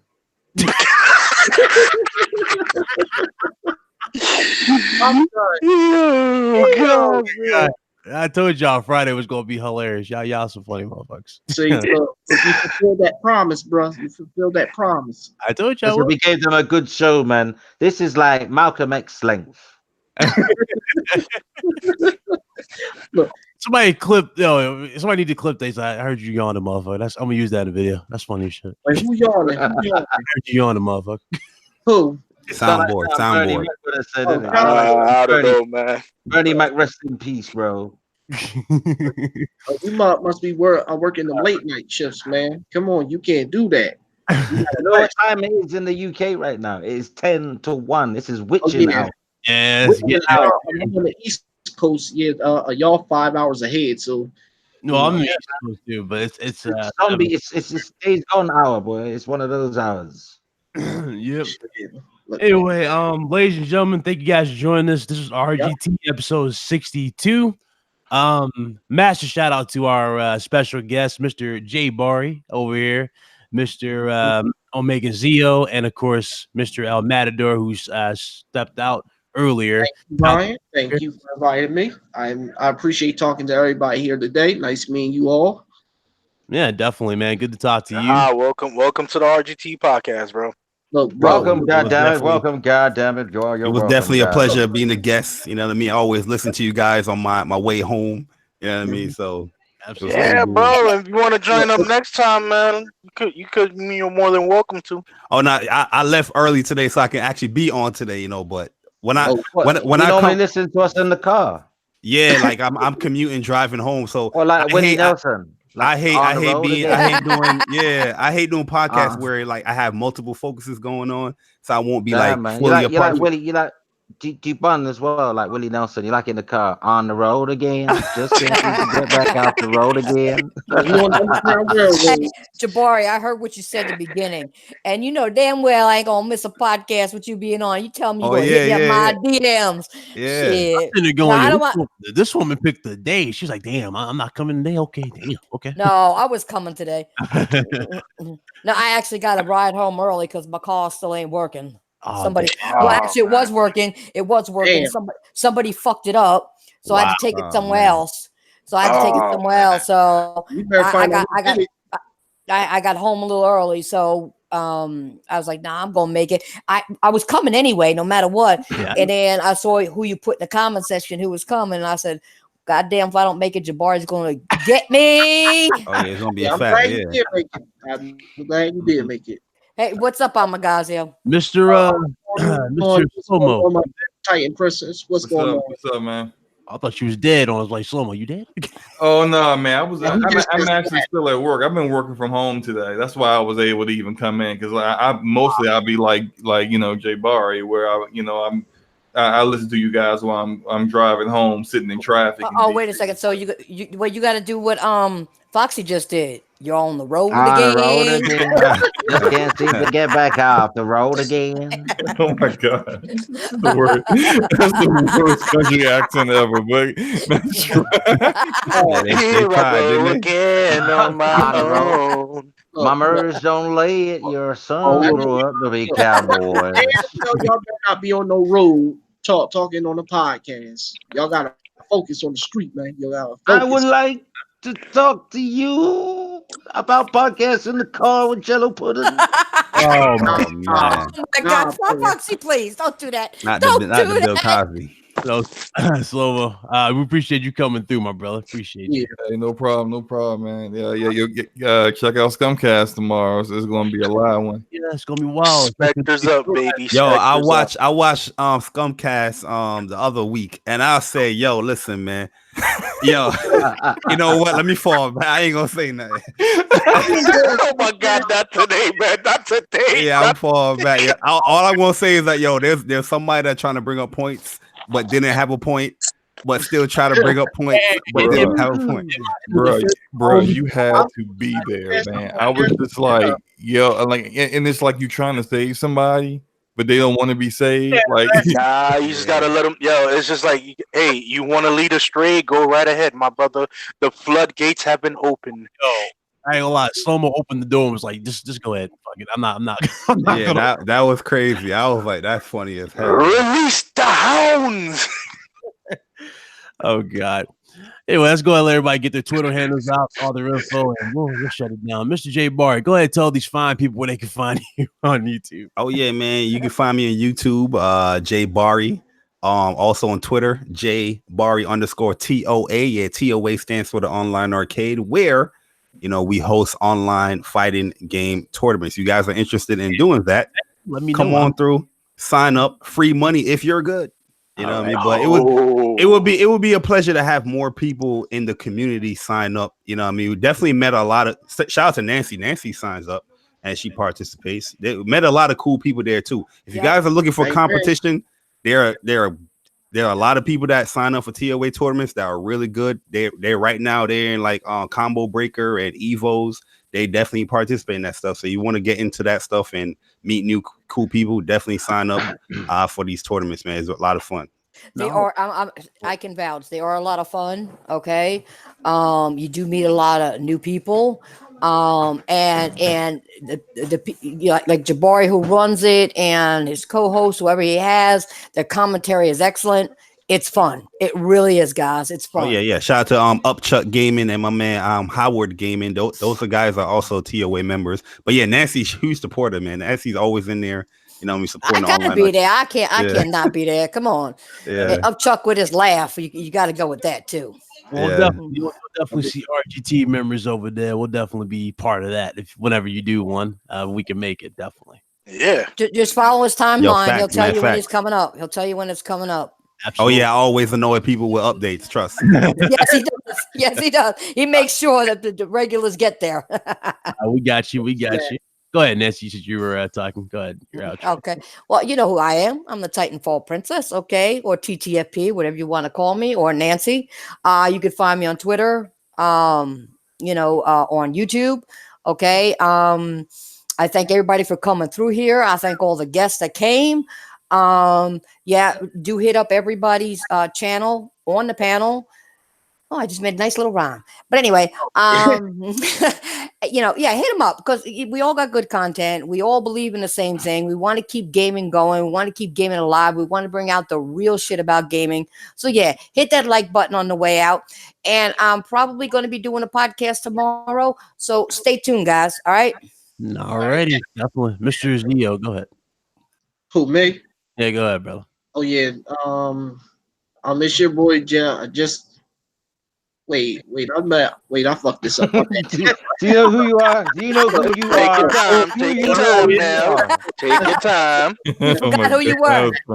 Wrong, but he don't know who he is. I don't know who I am anymore. Look, I'm just a casual brother. I'm just a casual brother that always try to have some fun and have some fun with everybody. I coexist with everybody. I don't care who you are. You can be a Nintendo weirdo, Xbox lover, like Tim Dog here. That's or or a fellow PlayStation gamer. I don't care what you do, as long as you have fun. That's all that matters. And my name is the same as that's on here, Omega Zeal. But yeah, nice meeting y'all. Definitely. Mr. Slow-Mo, my scumcast brethren. Go ahead, brother. Yeah, man, Slow-Mo backslap. It was a very, very good discussion, very lively. A lot of different topics. I appreciate all y'all. Appreciate the chat. You can catch me on Twitter, same name, Slow-Mo backslap. Also on the Brat Podcast, Wednesdays, 9 p.m. Easterns, and on Scumcast, which is typically whenever Luca decides to do the podcast, but tomorrow is going to be 9 p.m. Eastern. So check us out. 8 o'clock. The hell? that threw me through a loop. I'm like, hey, woman, your hair is nothing but 1.5 inches long. Like, why is that to be this big? Ryan. Well, whatever. It's 8 o'clock tomorrow. Like, Oh God. Everybody sounds I know tired. you're gonna kick my ass tomorrow, so I ain't gonna say. Let's just keep the ball rolling, man. Go ahead, Carlos. Go ahead. All right, man. It's your boy Tyboy87, aka Carlos Fernandez, gamer by choice, RGT podcast member, Spectre member, and all that. Join me on Twitter at just me and my girls 4, and do subscribe to my channel, Carlos Sengoku Basara 87. And hey, we're all gamers by choice, not by trend. And another one in the books. We out. Mr. Foxy Games UK. Do you mind if I do a quick plug? Go ahead, brother. Okay.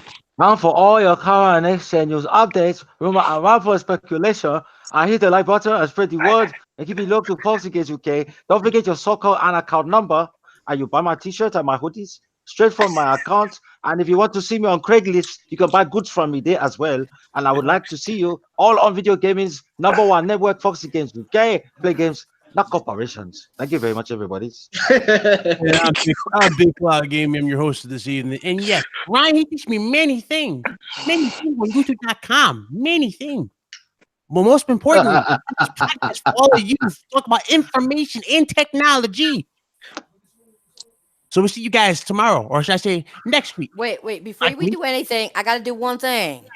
Foxy, I forgot to wish you a happy birthday. Happy belated birthday.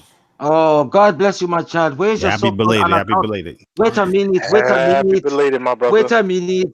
Don't No, bother with that. I realized it too late, and I didn't get a Look, chance. I just want to know your I just want to know your so-called and account number. You're stupid. What bank are you with? Ladies and gentlemen, what bank are you with? I'm calling from your bank. Please have your so-called and password ready. Don't tell me you've never received a phone call like that. Yeah. Shout out to everybody in the chat. Thank you guys so much for joining us. Hit that like button. You guys enjoyed the show. We'll see you guys next week. Y'all be blessed. Y'all be easy. And go play some games, for God's sakes. Thank you, y'all. Oh, yeah. Don't forget the Gamer Couch podcast Sunday. Oh, yeah, definitely. You'll see us on the Gamer Couch podcast. I'm a co-host with Foxy Games UK here, and we're live every Sunday at around 5 p.m. Eastern. I had a question. How do you vote you in a co-host? God dang. What, Ryan? Did Ryan say he's a co-host? Yeah, he sure did. You see, Ryan, why you not give me your so-called account number before you are the co-host? Was that a contract or a memorandum? Well, I would take PayPal. I would take PayPal as an alternative, and you can also give me your Rolex watch if you are not using it anymore. Oh my God, man, this shit is wild, man. I have rights, sir. Yo, y'all have a blessed one, each and every one of you, and we out of here. Later, guys. Before we go, have a safe holiday, guys. Don't get Play too drunk games, and not drive. corporations. God damn it. Oh, hold on. I'm getting drunk. I'm sorry. No, but don't drink and drive. I said. Oh, okay. Yeah, you're right. Go watch Brightburn. Damn, I killed the podcast. Okay, good.